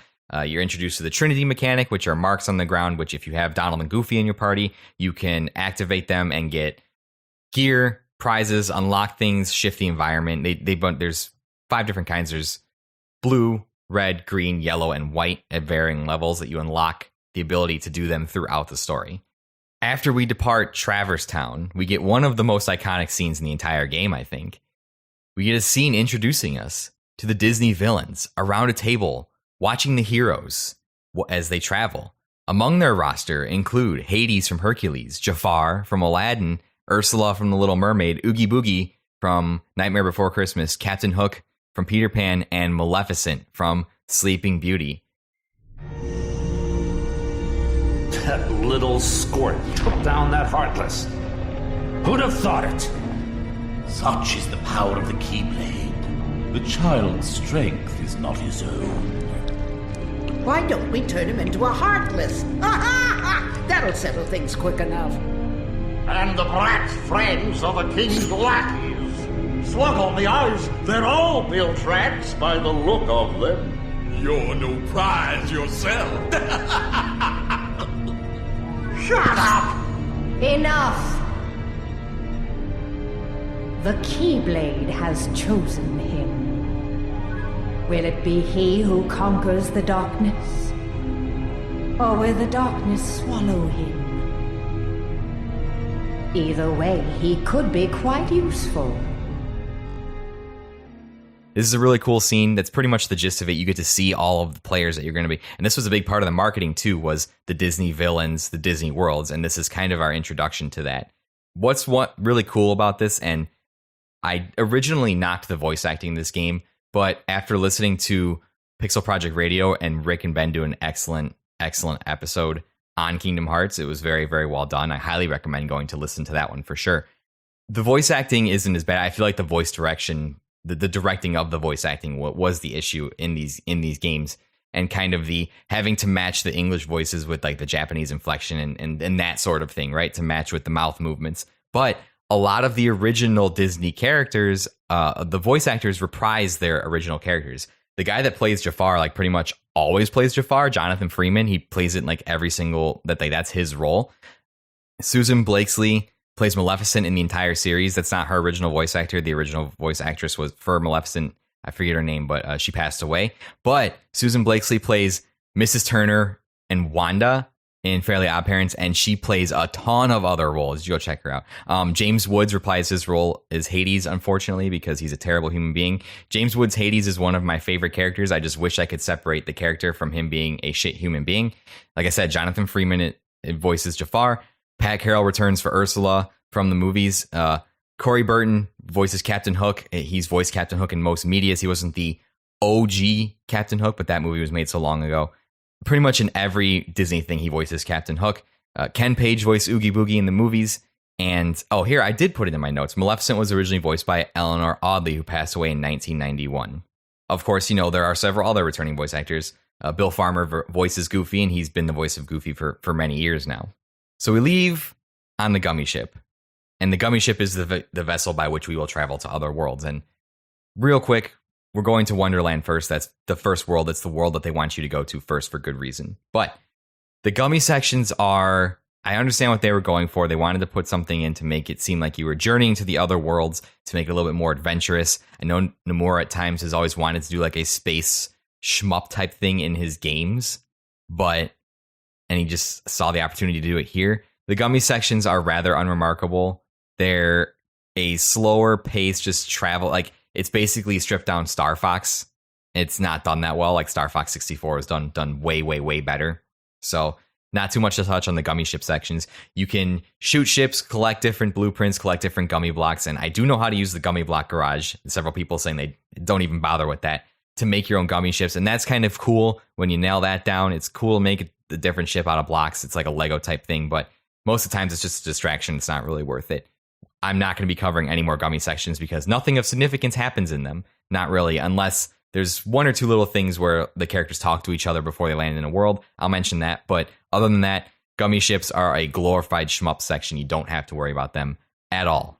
So after taking the gummy ship, we go, we get to like the hub world map where you get to choose where you want to go. And you're given a choice of two options. You go up or down. From Traverse Town, you can go to the upper screen or lower screen. And we go to the upper screen first because the battle level is lower. We want to start with the world where the battle level is lower. And this is, of course, Wonderland. And I think that it's important to go here first. And I think the choice of making this the first world is really clever because it's Square and Disney's way of saying, hey, here's a really weird world. And it's a way of introducing Sora, Donald, and Goofy to, hey, the worlds you go to are not going to be anything like you expect. It's not going to be as tame as Traverse Town or Disney Castle or Destiny Islands. There's going to be some weird shit you're going to see out there. And I think Wonderland is a perfect first world to kind of show them what they're getting themselves into. We also have to shout out the original voice actress for Alice, Catherine Beaumont, reprised her role for the game from 1951. That's super cool. So we'll get to that in a second. But after the gummy ship section, Sora, Donald, and Goofy arrive in Wonderland. You see immediately the White Rabbit, and I'm going to kind of gloss over a lot of the Disney things that happen in these worlds because the basic premise of the Disney worlds is the Disney worlds attempt to advance the Kingdom Hearts plot within their own movie plots, sort of, to a certain extent. So I'll just kind of briefly tell you like what's going on, not in the super in-depth detail. But we see the White Rabbit. He runs off saying he's late. So the gang, Sora, Donald, and Goofy, go off to follow him. They enter a room that is a table in the middle, a bed, and a small door with a doorknob that the rabbit runs through and closes. And so they're like, how did he, but they're way too big. Like this door is like only up to like Sora's ankle. They're like, how did he get so small so quickly? And the doorknob yawns and is like, you're interrupting my sleep. Drink the bottle, you'll get smaller. And if you drink the bottle, you'll get smaller inside the bizarre room. You'll shrink down to the level as to like where the door is. Yeah, that's the level. You're basically a small person inside a giant room now. And I really like this room a lot because it serves as a central hub for Wonderland, and you enter at different various points. So like right now you're just on the floor, just seeing it from one perspective. But as you traverse through Wonderland, you rope back through this hub several times, and sometimes you're on the wall. Sometimes you're on the fireplace. Sometimes you're on the ceiling. So it depends like where you enter from. All parts of this room are utilized in the level somehow. It just depends on where you enter the room from. And it's really, really clever level design. I like it a lot. So you drink the potion, you get small, you fight some Heartless, you go through a hole in the wall, not the door in the wall. You have to slide the bed aside and go through a hole in the wall. You enter the Queen of Hearts court. If you've seen Alice in Wonderland, you know the cards with weapons, the Queen of Hearts. She's a real piece of work. She has Alice on trial, accusing her for attempted theft of her heart. And immediately, remember when I said back when Donald and Goofy were leaving the castle that it was very important that they not meddle in the affairs of other worlds. It's very, very important to not meddle in the affairs of other worlds. And Sora, God bless his heart, first thing he does, because he's such a good boy, rushes forward to meddle in the affairs of other worlds, telling the Queen that it wasn't Alice, but they would bring her proof of who was trying to steal her heart. Sora obviously assuming that it's the Heartless. They say that's fine. Alice gets put in a cage. You have to go and gather the 4 or 5 pieces of evidence that are throughout the level. You go into the forest, meet the Cheshire Cat, who is just spouts cryptic nonsense bullshit about anything. And you're basically looking for the 4 pieces of evidence that lead you through the Lotus Forest, the Tea Garden, and the different aspects of the Bizarre Room, the ceiling, the walls, and stuff like that. So it's really important. You want to find all of the evidence because it gives you access to Blizzard magic, and it gives you the highest chance of succeeding in the next part, which is where you present the evidence at a trial. The Queen presents her own evidence because that's what she does. She can just throw in evidence at all. And you have to pick one of the 5 or 6 boxes that are in front of you, and that will determine who is guilty. So this part can go very well or very poorly, because if you pick a box that contains a Heartless, then you have all access to Donald and Goofy for the next fight. If you pick Donald and Goofy, they get tied up. They get basically caged, and you have to do the next part yourself, which is a fight against all of the cards, and a tower with a wheel in it is which they use to wheel Alice's cage up to the ceiling, and you want to destroy the tower so you can get it back down. You want to definitely pick that Heartless box and not, because this fight can be a little bit tough when Donald and Goofy are involved. And the cards don't die, they just pass out and then they revive after like 10, 15 seconds. So you just pretty much have to make a beeline for the tower. And what I usually do is just use Donald and Goofy as meat shields while I just hack at the tower and destroy it. You do that, the cage lowers, the curtain folds over on it, and you see that Alice is gone. She's missing. The Queen orders everybody to go and find Alice immediately. So that's what you go to try to do. You run back into the forest. The cat comes and says he saw the shadows, blah, blah, blah, gives you a bunch of cryptic BS about that, and says you have to turn on lamps in order to reveal the shadows, which goes with this theme of you can't have darkness without the light. It's very symbolic. So you go, you find a section of the Bizarre Room where you're on the wall, and you light 2 lanterns or 2 candles that light up the room. And then once you make your way back down to the Bizarre Room, the floor where you're just on the basic floor, where everything's normal, you fight one of the first Heartless bosses of the worlds, and that is the Trick Master. It is this weird clown looking, it's got long ass legs. It looks like basically a trapeze artist with paper mache arms that kind of juggles whatever those sticks are that you juggle. I don't know the technical term for him, but he lights him on fire, can hit him with you.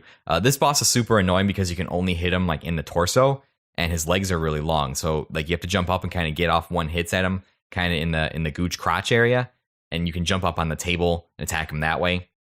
But this fight's super annoying. Donald died a bunch here. You don't have access via magic to healing. You only have access to healing with your items that you have, and you don't have a lot of money or items to start with, so this fight's kind of annoying. But you defeat the Heartless, and it goes away, and the doorknob wakes up and says, "You interrupted my nap," and as he yawns, you see the outline of a keyhole in his mouth. And the Keyblade seems to react, and it points itself at the keyhole, and a beam of light emits out of it, locking the keyhole inside the doorknob's mouth. That sentence sounds really, really bad. We don't know what this means. We just hear the locking sound. We know that it locks. It's very interesting, right? And I believe I'm not sure if it's here, but when you seal these keyholes, sometimes strange colored gummy blocks come out of them. And we'll talk about these later. They'll play a little bit of a role in the story. That's basically the gist of what happens in Wonderland. The world ends on a kind of a cliffhanger. You don't know where Alice is. You're not going to find her here. So you don't really have the answer. So that's kind of one of the plot threads drawing you through the story is where is she? What happened to her?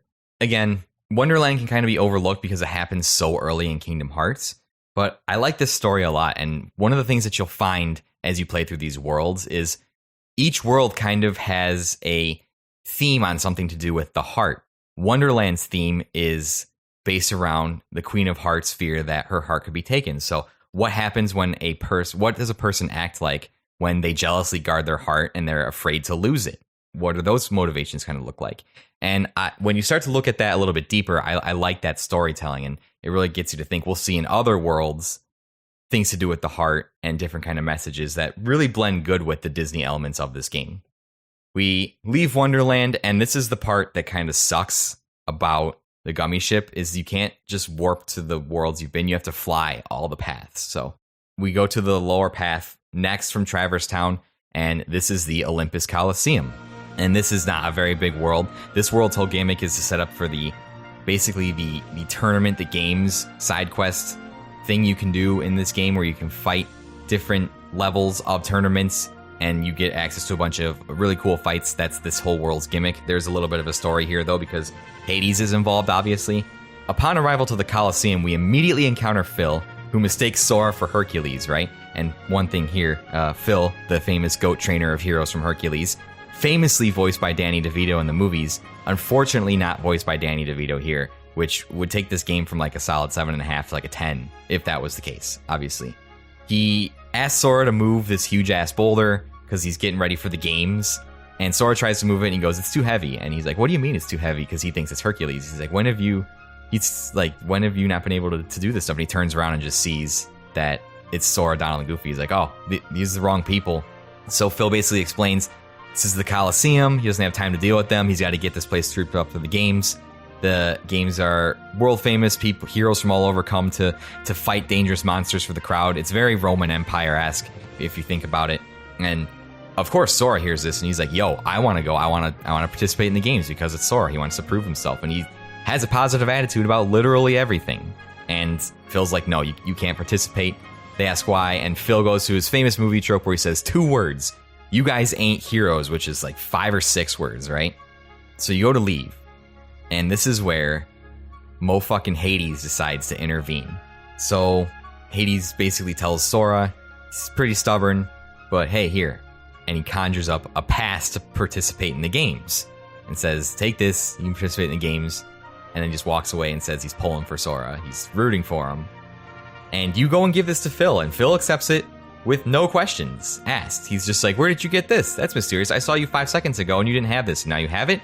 Sure, let's go. Let's figure this stuff out. So we basically have like a mock games, right? And we have the preliminaries, which is just waves of Heartless that we've already fought, which begs the question, how did they capture all the Heartless for these games? I don't really know. How did these, when you think monsters, you think like monsters they've captured. So the Heartless have to come from somewhere. I don't really know.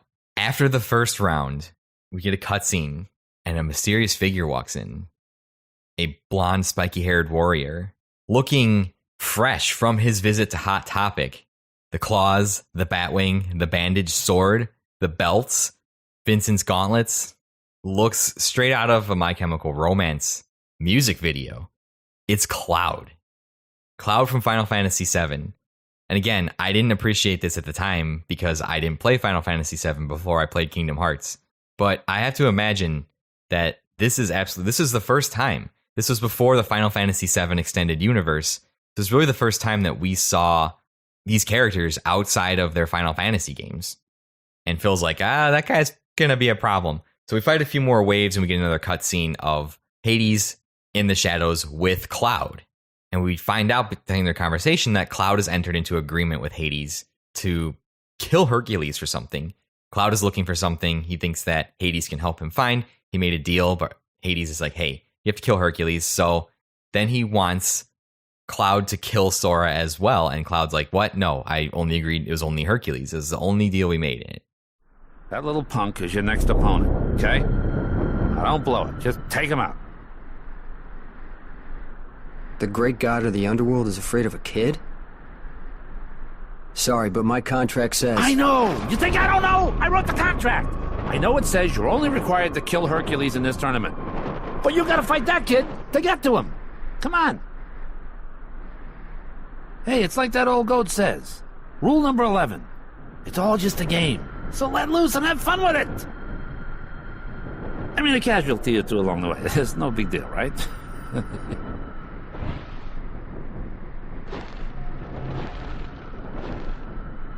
Jeez.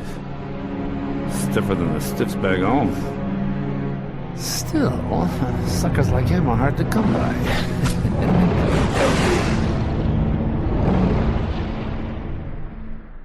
And then the next round you have is against Cloud. And this fight, probably in this first phase of this game, is absolutely brutal. It's the same thing with Leon. It's the same thing with the Riku fight on the island. Cloud very rarely staggers, and his attacks can come out lightning fast. He has this move called Sonic where he just zips back and forth on the ground. His attacks are very strong if you're not leveled in any kind of way. So this fight is absolutely brutal, and Cloud fucking murders the hell out of Donald Duck. Just absolutely wrecks him. It's ridiculous. But you do defeat Cloud, and as we defeat Cloud, of course Hades has to intervene, and Cerberus, the watchdog of the underworld, basically curb stomps Cloud and just crushes him, right? But as Cerberus is about to finish all them off, Hercules arrives and stops Cerberus from killing them all. Enough time for Phil, Sora, Donald, and Goofy to get out of there. They're kind of in the waiting room of the Colosseum, and Sora decides he has to go back in and help Hercules, who is up against the wall carrying an unconscious Cloud on his back, and you jump in and you fight Cerberus. So you have a very hard Cloud fight with back-to-back with a pretty difficult Cerberus fight if you're utilizing just the hack and slash method of playing this game, because Cerberus has a lot of attacks that you can deflect back at him if you time it right, make the fight a little bit easier, and can kind of stagger him and give you some free hits. That's the advantage of the tech point system. But of course, you just want to go ham and hammer on the X button and just button mash your way through it, right? Very cool fight. It's awesome. Like, fighting these iconic Disney characters is really cool. It's something that's you think might be a little bit strange, but it works fairly well. And Sora defeats Cerberus and allows Hercules to get Cloud out of there. At the end of this fight, we get a cutscene where Sora, Donald, and Goofy are standing before Phil and Hercules, and Phil dubs them junior heroes, quote unquote junior heroes, to which Donald takes offense, and Phil tells them that they don't have what it takes to be a real hero yet. And if you remember, that's the whole premise of the Hercules movie. It's like, what does it mean to be a real hero? That's what Hercules was training to do, so you could rejoin the gods up on Olympus. What does it mean to be a real hero? And of course, we know in that movie, Zeus famously says a hero isn't measured by the size of like his strength, but by the size of his heart, connecting once again to the theme of hearts in this game. But Sora and Donald and Goofy obviously have to discover that the way Hercules did. After that, we get to talk with Cloud, and this is probably the first time that Cloud has been voice acted in a video game. So you talk to Cloud, and Cloud reveals that he made a deal with Hades because he was looking for someone, and that Hades promised to help. Hey, are you alright? Yeah. So, why did you go along with him anyway? I'm looking for someone. Hades promised to help.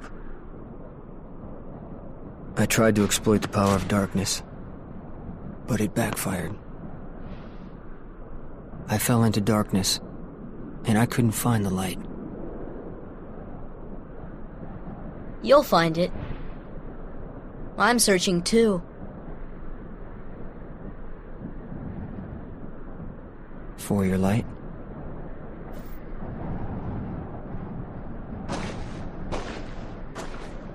Don't lose sight of it. How about a rematch sometime? Fair and square, no dark powers involved. I think I'll pass. The story with Cloud and who he's looking for, I initially thought it could be one of several people because of his connection to Final Fantasy VII, if you understand that story right. I thought maybe it could be either Tifa or Aerith.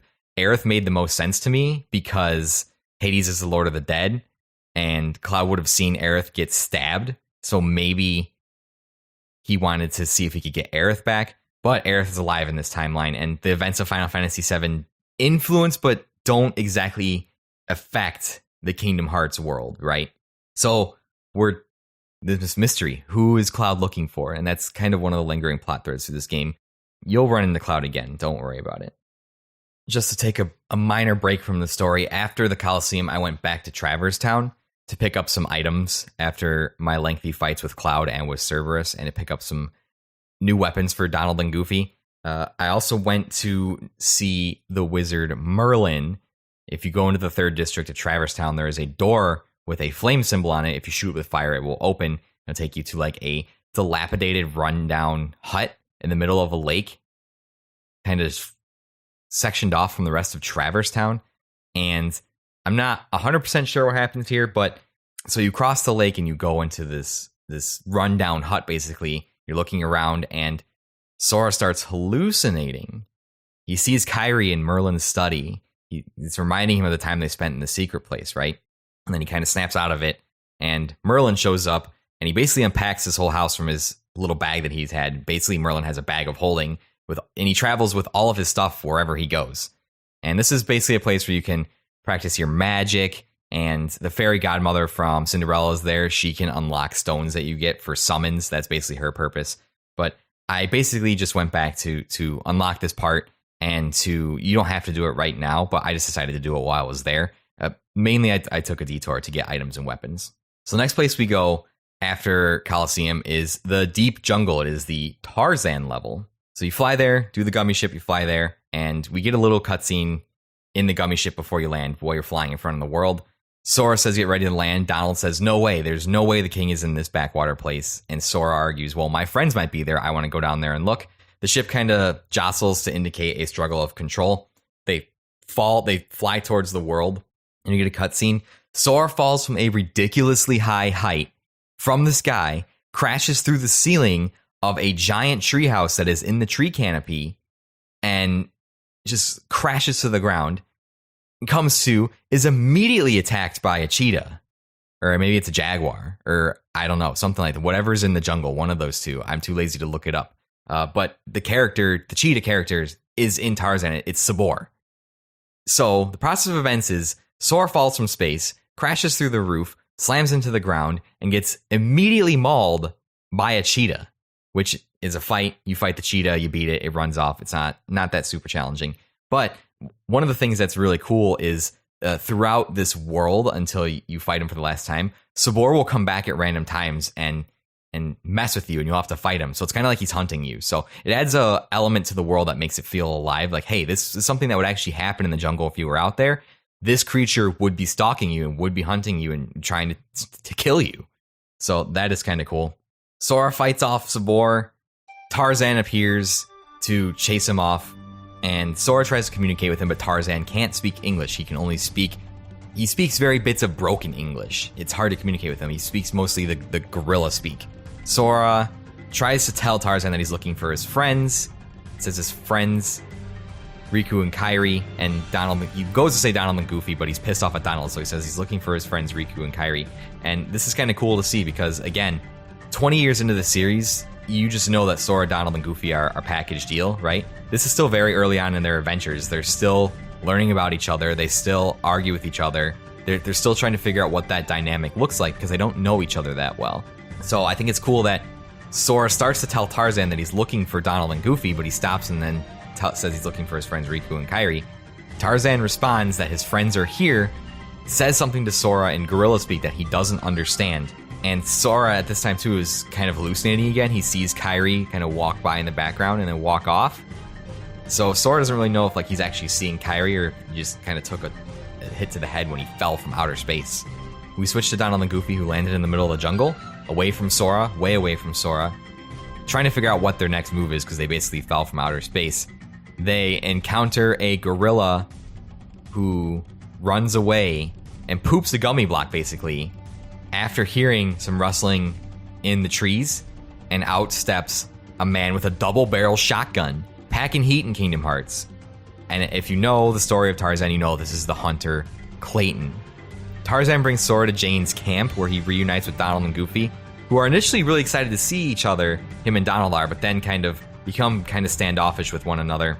Jane tells them that they can stay as long as they like, you run around the camp and collect a bunch of slides to try and show Tarzan, because they're trying to teach Tarzan how to communicate with them so that he can tell Sora where their friends are.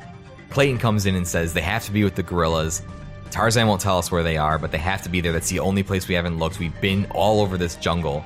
You know, Clayton has ulterior motives. He's not wanting to go to the gorillas to help Sora find his friends. He's a hunter. He wants to go to the gorillas so he can hunt them and have big game trophies. But Tarzan relents and decides he wants to help Sora and says he's going to go see Kerchak, which is, if you watch the Tarzan movie, he's the leader of all of the gorillas. Tarzan takes them to the sacred nesting grounds, appeals to Kerchak, and in this cutscene, we actually see Tarzan talking in full sentences, but he's talking in gorilla. The game's just letting us hear what he's saying to Kerchak, and then you switch scenes, it's point of view to where Sora, Donald, and Goofy are standing, and they're like, do you understand any of this? And Donald's like, no, I have no idea what's going on. Kerchak completely ignores Tarzan, looks away, looks towards the tree house. They decide to go over there because that's where he was looking, and this is where the gang catches Clayton trying to kill a gorilla, like basically hunting him, not acting in the best of faith. He tries to BS his way out of it and say, there was a snake that slithered by. I was just saving the gorilla's life, and they're not buying it at all. What basically happens here is Clayton goes off, they reunite at camp. Jane tells Clayton that he's not to go near the gorillas again because she's the researcher, she's in charge of this expedition. He's pissed, he leaves. Up until this point, this is an interesting thing about this world, up until this point, there has been no sign of any Heartless. You haven't fought any Heartless. The only enemy that you fought is Sabor, the cheetah, jaguar, whatever it is. I don't know, I'm too lazy to look it up. You hear a gunshot ring out in the forest, and you rush to see if you can find where Clayton is. You find his pipe on the ground, and this is where the Heartless start to appear into the world, drawn here for some reason when they weren't here before. You quickly figure out it's Clayton, right? His desire for power, his desire for wanting to achieve what he's here to achieve means that he has had the ability now to call the Heartless to him. And he's not in the round table of Disney villains that are involved in this plot. He's basically here to show you is like what happens when you start to give your heart into the darkness. So you spend time running around the level, you rescue the gorillas that have been rounded up by the Heartless, and you have a final showdown with Clayton, who you proceed to beat the shit out of, and then the fight gets interrupted, the cliff behind him explodes, and there's a chameleon Heartless boss you have to fight. He jumps up on top of it. This fight's kind of cool because the chameleon like phases in and out of your view field, like a chameleon would, so sometimes you can see it, sometimes you can't, and you're fighting both a chameleon and Clayton. So it's up to you really which one you go after first. I always kill the chameleon Heartless first because with Sonic Blade, it's relatively easy. And then you kill Clayton, which by the way, Clayton just straight up fucking shoots you with his double barrel shotgun. No mercy at all. So after you defeat Clayton, Kerchak shows up, grabs you and yeets your ass up onto the cliffside where the waterfall is. And you go through the waterfall real quick and you reach an area called the Heart of the Jungle.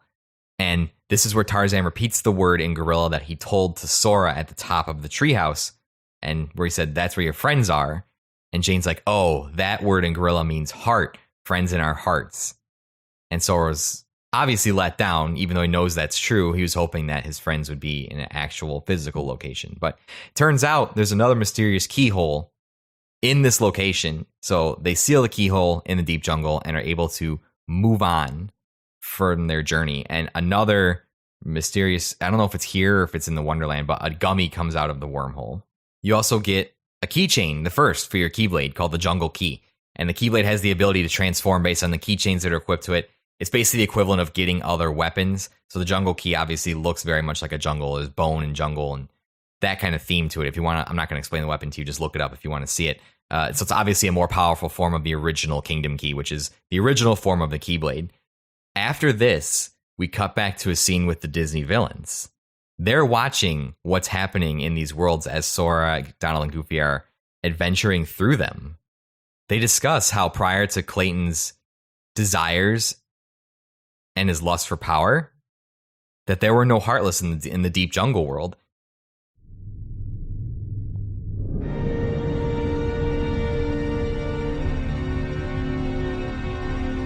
What drew the Heartless to that world? The hunter lured them there. It was his lust for power that was the bait. But it seems the bait was too tasty for his own good. Yeah, he got chopped instead. A weak-hearted fool like him stood no chance against the Heartless. But the boy is a problem. He found one of the keyholes.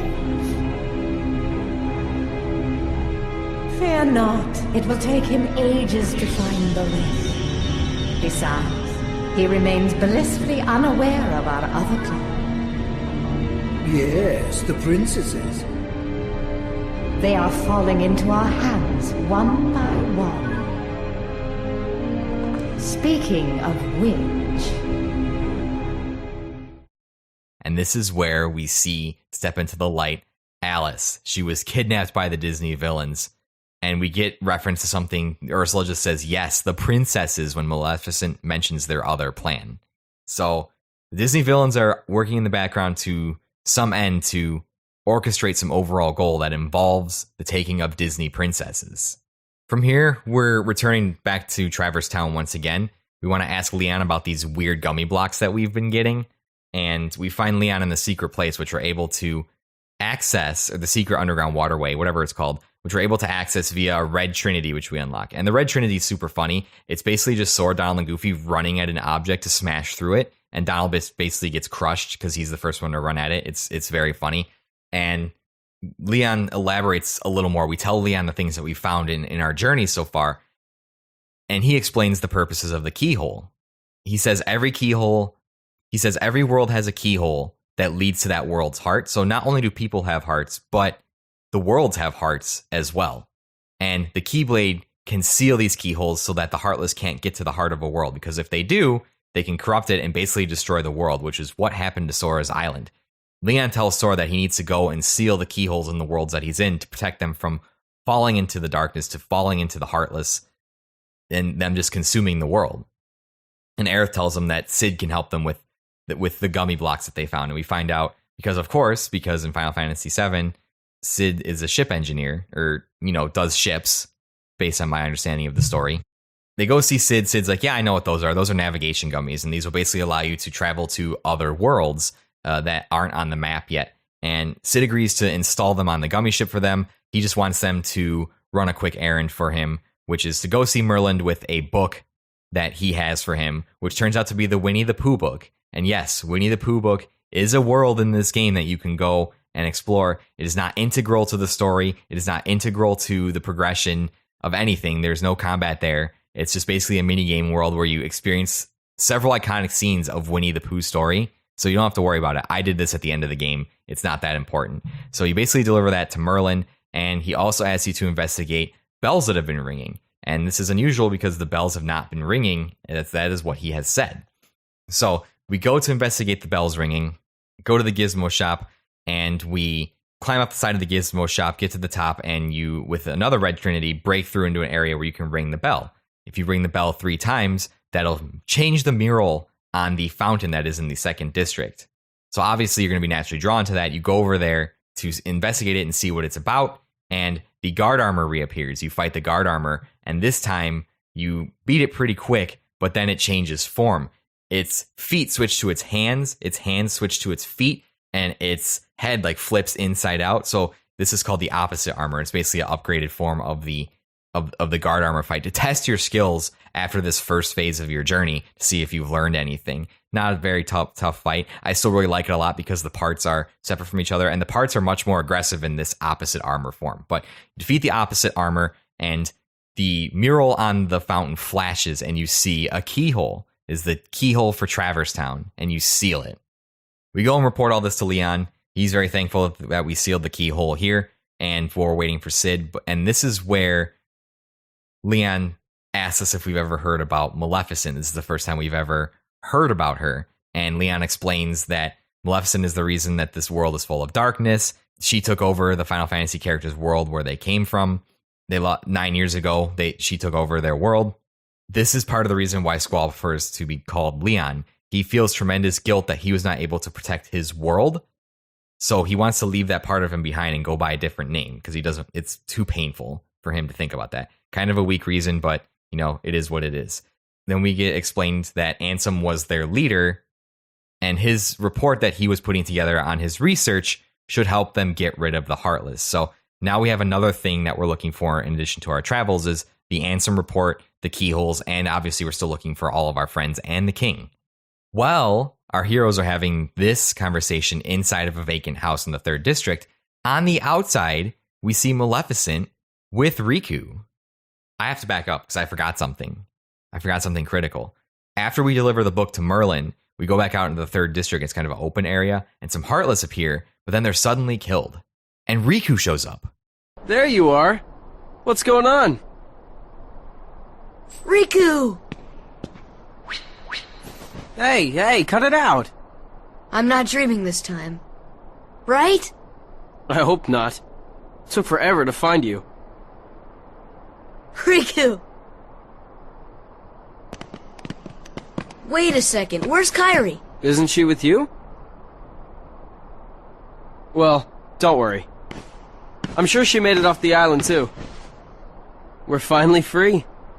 Hey, she might even be looking for us now. We'll all be together again soon. Don't worry. Just leave everything to me. I know this...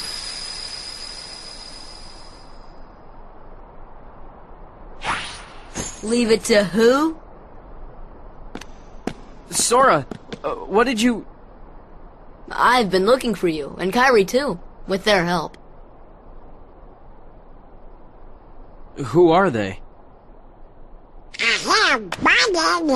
We visited so many places and worlds, looking for you. Really? Well, what do you know? I never would have guessed.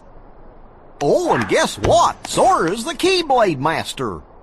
Who would have thought it? What's that mean? So, this is called a Keyblade? Huh? Hey, give it back! Catch. Whoa. Okay, so you're coming with us, right? We've got this awesome rocket. Wait till you see it. No, he can't come. What? Forget it. Oh, come on. He's my friend. I don't care. Oh, he's gone. Riku doesn't really know how to react to this because he's, from what we've seen of him on Destiny Island and our interactions with him, he's kind of used to being the leader. He's been the moral... Riku's used to being the leader. He's the older kid. He's stronger. You know, he has a very strong-willed personality. That's what he's used to being, the protective force in his friendships. And he's kind of off-put by the fact that Sora's been able to go all these places without him, seemingly replaced him and Kairi with Donald and Goofy, and doesn't seem to be like needing his help to take care of things. And that's got to be very difficult for when you have a personality like that. And it kind of starts this friction between Sora and Riku. And as Sora's explaining to him what the Keyblade is, Riku grabs it and says, "Oh, so this is the Keyblade, huh?" Something very interesting and very important to note here, right? The Keyblade chose Sora to wield it, and normally he can call it to him with a flash of light. And if anyone else tries to wield it, it will return to him in a flash of light. Riku holds it and wields it for a significant portion of time, and it does not jump back to Sora. It doesn't jump back to Sora in a flash of light. He tosses it back to him. Something very interesting, keep in the back of your mind. Sora tells Riku to come with them. They've got a rocket. Donald says no, he can't come with because Donald's just being a dick. And while they're fighting, Riku vanishes. He just leaves. Sora's very disappointed, but being the jolly fellow that he always is, he's just happy that his friend is alive. Fast forward back to the scene where everyone's in the house. We just had that conversation about Maleficent, all that stuff. We cut to outside of the house where Riku and Maleficent are watching all this happen through a window, not trying to hide it all, but they don't see it. And Maleficent is whispering sweet nothings into Riku's ear. You see, it's just as I told you. While you toiled away trying to find your dear friend, he quite simply replaced you with some new companions. Evidently, now he values them far more than he does you. You're better off without that wretched boy. Now think no more of him and come with me. I'll help you find what you're searching for. After these events occur, the navigation gummies are installed on our ship, and I believe that Sid even throws in a warp drive as well, which allows us to just warp to any world that we want, which is great, because if you wanted to get to Deep Jungle, which was 2 spots away from Traverse Town, you used to have to fly to either first Wonderland or the Coliseum and then fly to Deep Jungle, but now we can just warp there. It's great. It's fantastic. It feels so good. And now there's a new path open to a new world. This is where what I call phase 1 of the game ends. This is kind of like the intro to the game. We're going to get into the middle section now, which I divide Kingdom Hearts into phases because I think it makes more sense. So phase 1 being this first introductory part all the way through Deep Jungle, Traverse Town when you first meet Riku. This is where phase 2 is going to kick off, and the world that you go to is Agrabah. And I think Agrabah is really where this game starts to take a step up. We go to land in Agrabah, and before we do, we get a cutscene of Maleficent and Jafar, 2 really iconic Disney villains walking side by side, which is crazy to see on screen and crazy to think about. They're discussing their plans about the princesses and the keyhole for Agrabah, looking for Jasmine. Maleficent warns Jafar because Jafar is very cocky about his ability to get these things done. He's taken over Agrabah with the help of the Heartless, and warns Jafar about abusing the darkness. Jafar says not to worry. He is committed to the overall plan that Maleficent has with the princesses, and here we start to kind of see the hubris of the Disney villains. He, at the same time, seems more concerned about his own personal worldly events going on than in helping to secure the princesses for Maleficent's desires. He wants to find the keyhole and take control of the world. So we kind of see that the Disney villains, while they've come together for a loosely common goal, they still are very much concerned with the overall goals they have in their own worlds. Our heroic trio arrive in Agrabah. You fight some Heartless in the streets. Eventually you stumble across Jasmine, who Jafar has been looking for, is obviously one of the princesses. She tells them that Jafar is taking control of Agrabah, is looking for the keyhole, but Aladdin helped her. And as soon as she says the name Aladdin, Jafar appears on a ledge standing above them, asking where he can find Aladdin. He sicks a gang of Heartless on us when we tell Jasmine to run.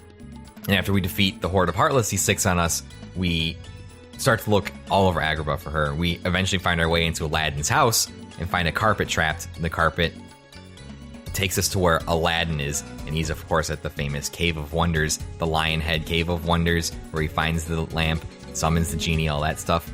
But we arrive at the Cave of Wonders to find Aladdin stuck in some kind of quicksand sinkhole, and we fight some Heartless. We try to get him out. The Heartless keep appearing, and this is when he gets out of the sinkhole and uses the lamp to summon the genie. And his first wish is for Genie to get rid of all the Heartless. Shows up. Unfortunately, it's not Robin Williams, which is really, really disappointing.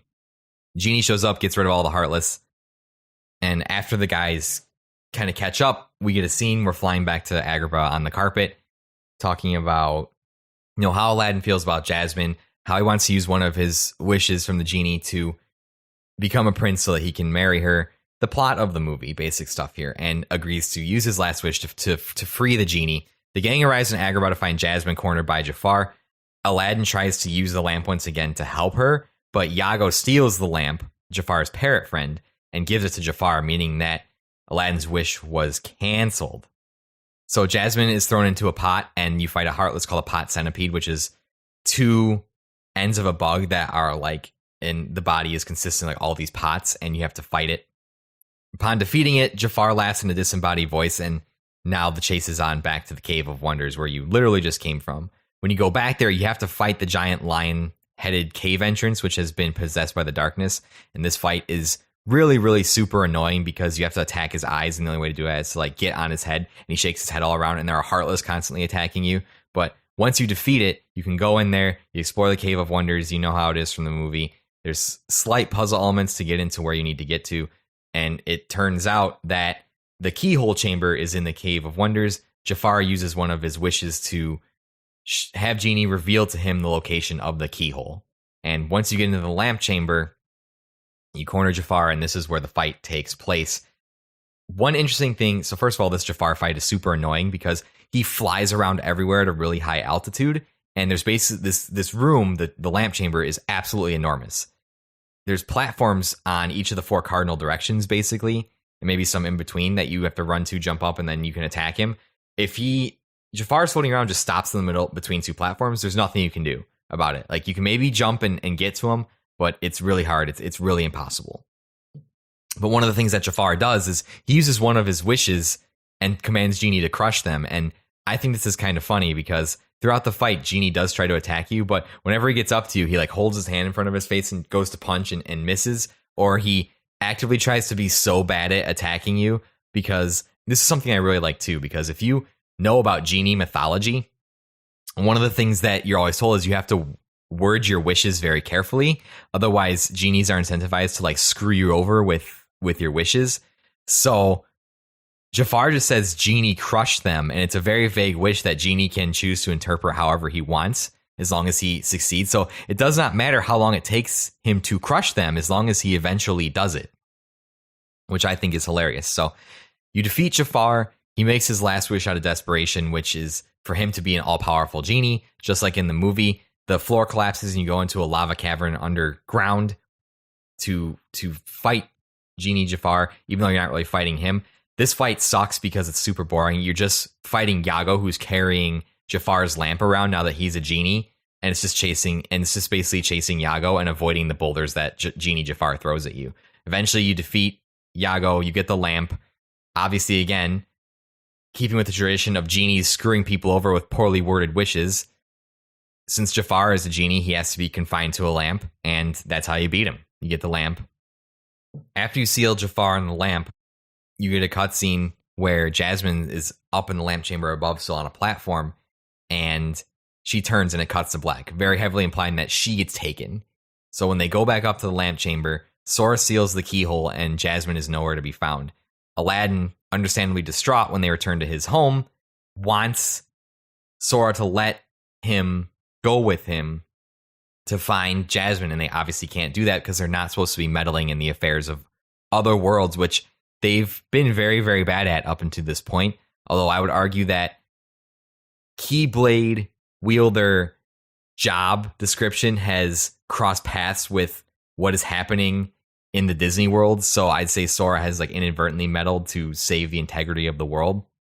So Sora says he can't take Aladdin with him because he can't meddle, but Aladdin uses his last wish to free the genie so that Genie can go with Sora and help find Jasmine, and Genie becomes a summon, which I don't really understand the logic in that because Genie would still be bound to the logic of his world since all the worlds are separate. So I don't know what would allow him to leave the world and go with Sora and that not be meddling, but Aladdin's not able to go with. It's very strange when you start to think about it, but that's Kingdom Hearts for you. After this, we get a scene with Maleficent, Hades, and Riku standing around discussing the downfall of Jafar. Hades mentions to Riku that Riku could have helped turn the tide of that battle if he would have stuck around, implying that Riku was there and he was the one that kidnapped Jasmine. And Riku responds, he said, "My only job was to get the princess, it wasn't to fight anybody." It's at this point that Maleficent reveals that they've found Kairi. And Riku, understandably, he's 16, he's not stupid. He's asking Maleficent like what the catch is, like why are you doing all this for me? I'm obviously kidnapping people for you, but why are you doing this for me? And Maleficent says that she thinks of Riku like a son, very creepily touches his face, where she's like, yeah, I obviously don't believe you at all. After this, I made a quick pit stop back to Traverse Town. I found one of the torn pages for the Winnie the Pooh book, and we unlocked Green Trinity in Agrabah. So I unlocked the Green Trinity, which was in the item shop, which unlocked Moogle synthesis. Yes, there is synthesis in this game. The enemies you defeat can drop synthesis materials, and you can craft powerful weapons and armor from the Moogles, which I was in Final Fantasy IX. I don't remember if it was in 8 or 7 because my mind is blanking, but synthesis was a big part of Final Fantasy IX and how you got some of the ultimate weapons from that game. So I went back to unlock that, and I stopped by the Dalmatians house, the 101 Dalmatians. Throughout your journey, if you're unlocking chests, the 99 Dalmatians, their world was destroyed. The puppies were scattered to all the different worlds. So you have to find them and return them to Pongo and Perdita, who are in Traverse Town. And every so many that you return to them, they give you a reward. They give you items. They give you gummy ship blocks, which fantastic. I'm glad that Dalmatians are giving me space parts for my rocket. That's absolutely fantastic. So did a little bit of just side stuff in Traverse Town there. Stop by there real quick since it's easy to warp. Got some more items. And we're on to the next world. We have a choice of 2 paths. We can go one of 2 ways. It doesn't matter which way you go because about halfway through your next gummy journey to the next world, something big shows up on the radar. And a fucking giant space whale comes out of nowhere, does a U-turn, and swallows you. Turns out this is the whale Monstro from Pinocchio. Pinocchio's world being destroyed, so the whale is stuck in space, obviously. After Monstro swallows the ship, we get a flashback scene to Destiny Island with a younger Sora and a younger Riku. Younger Sora has told Riku that they heard a monster in the secret place they're going to investigate. In reality, it was just the wind blowing through a hole in the ceiling. This is where they discover the wooden door that it was supposedly the heart of all worlds or whatever. After discovering there was no monster in the secret place, Riku suggests that they should go and visit the new girl who arrived on the island. I wonder who that could be.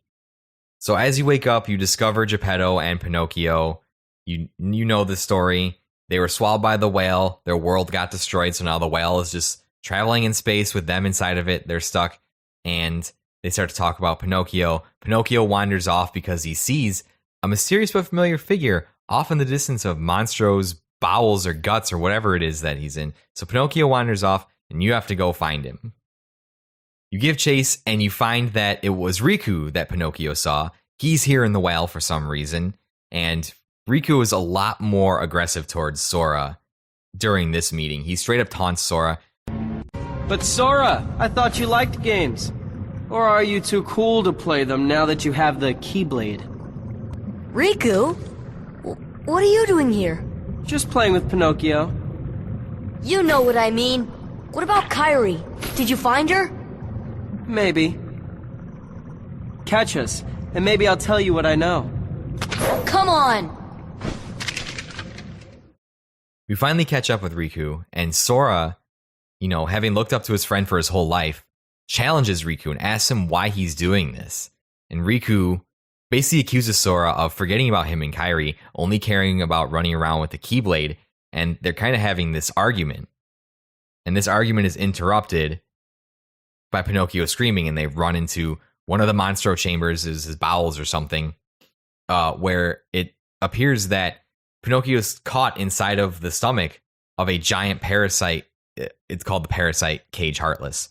And I get big Final Fantasy IX vibes from this fight because something very similar happens in the Dark Forest where Garnet and Vivi get captured in like a plant's like head cage thing. It's very cool. It's big FF9 vibes for sure. So after defeating the Heartless, it spits Pinocchio out into an orifice that appears in the ground. And the water level in Monstro's mouth drops drastically, so we're able to access the upper level of this level because of the water level went down. Riku has an unconscious Pinocchio as Geppetto pleads with Riku to give him back. And Riku tells Geppetto that Pinocchio is interesting because he is a puppet, but has a heart, and is interested that this could help someone who has lost their heart, that he knows. We finally pick up High Jump, which enables us to get through a lot of the more platforming challenges. We encounter Riku and Pinocchio again in the stomach. Hey! Let Pinocchio go, Riku! A puppet that's lost its heart to the Heartless. Maybe it holds the key to helping Kairi. How about it, Sora? Let's join forces to save her. We can do it together. What? You'd rather fight me?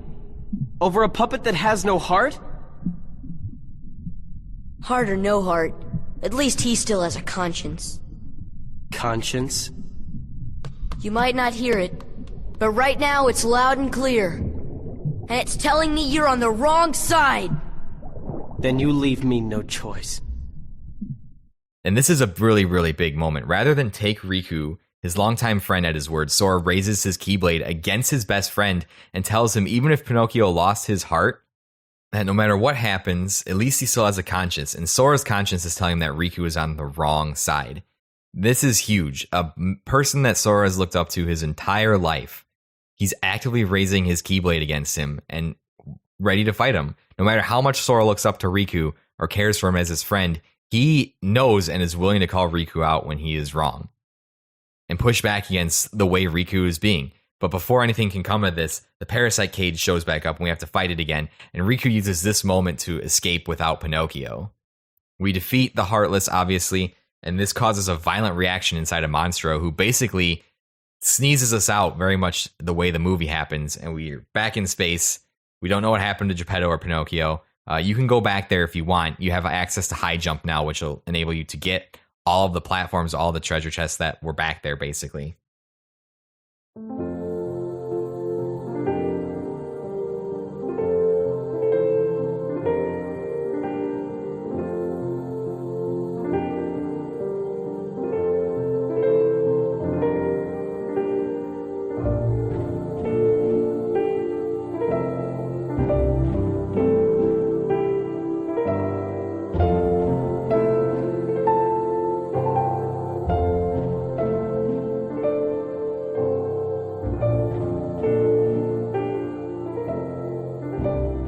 All right, everybody, that is actually going to wrap up this first part of Kingdom Hearts 1. I know this might come as a little bit of an abrupt / surprising ending to this episode, because when I originally decided to do this concept to go through the entire story of Kingdom Hearts, I wanted to do one episode per game. And I realize now that doing the first episode, I'm still kind of evolving the concept and evolving the things I want to do with this show here. So after talking to a couple people and having over 4 hours of audio that I recorded for this episode alone, I decided to split Kingdom Hearts into parts 1 and 2, just to make it a little more feasible to listen to. I don't know if this episode would easily be over 3 hours, probably pushing 3.5 hours after I edited everything together. So I kind of didn't want people to have to feel like they had to subject themselves to that and deliver it in a more bite-sized format, even though this will probably still end up being the longest episode on the Unlockables feed to date. This has been a very personal journey for me. Putting this episode together has tested everything I know about editing, about mixing sound. I've really utilized all of the skills that I've learned podcasting throughout the years to put this episode together, and I hope that the love and care I put into it really shows. I think going forward, though, I'm going to have to figure out a better way to go about doing these. I think I might take a more scripted approach to try and just cut down on the amount of information that I'm relaying.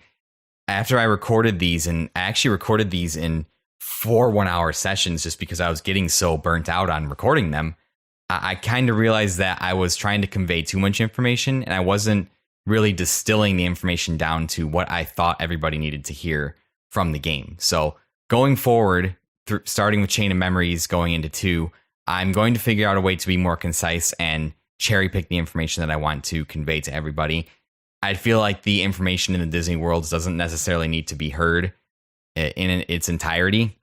I think we might try and go that route. I might try and script a little more things and just identify a little more what information I want to convey to you guys, because this got long, it got unwieldy, it got out of hand. Like I said, it ended up being 4 hours of audio. I had 38 pages of notes. It got out of hand really quick just because I was so passionate. I wanted to include and talk about everything, but that's not the point of the show. And I don't think that you guys could listen to me talk for 3.5 hours about Donald Duck being a wizard. So that's kind of my thought process. This is going to be the end of part 1 of Kingdom Hearts 1.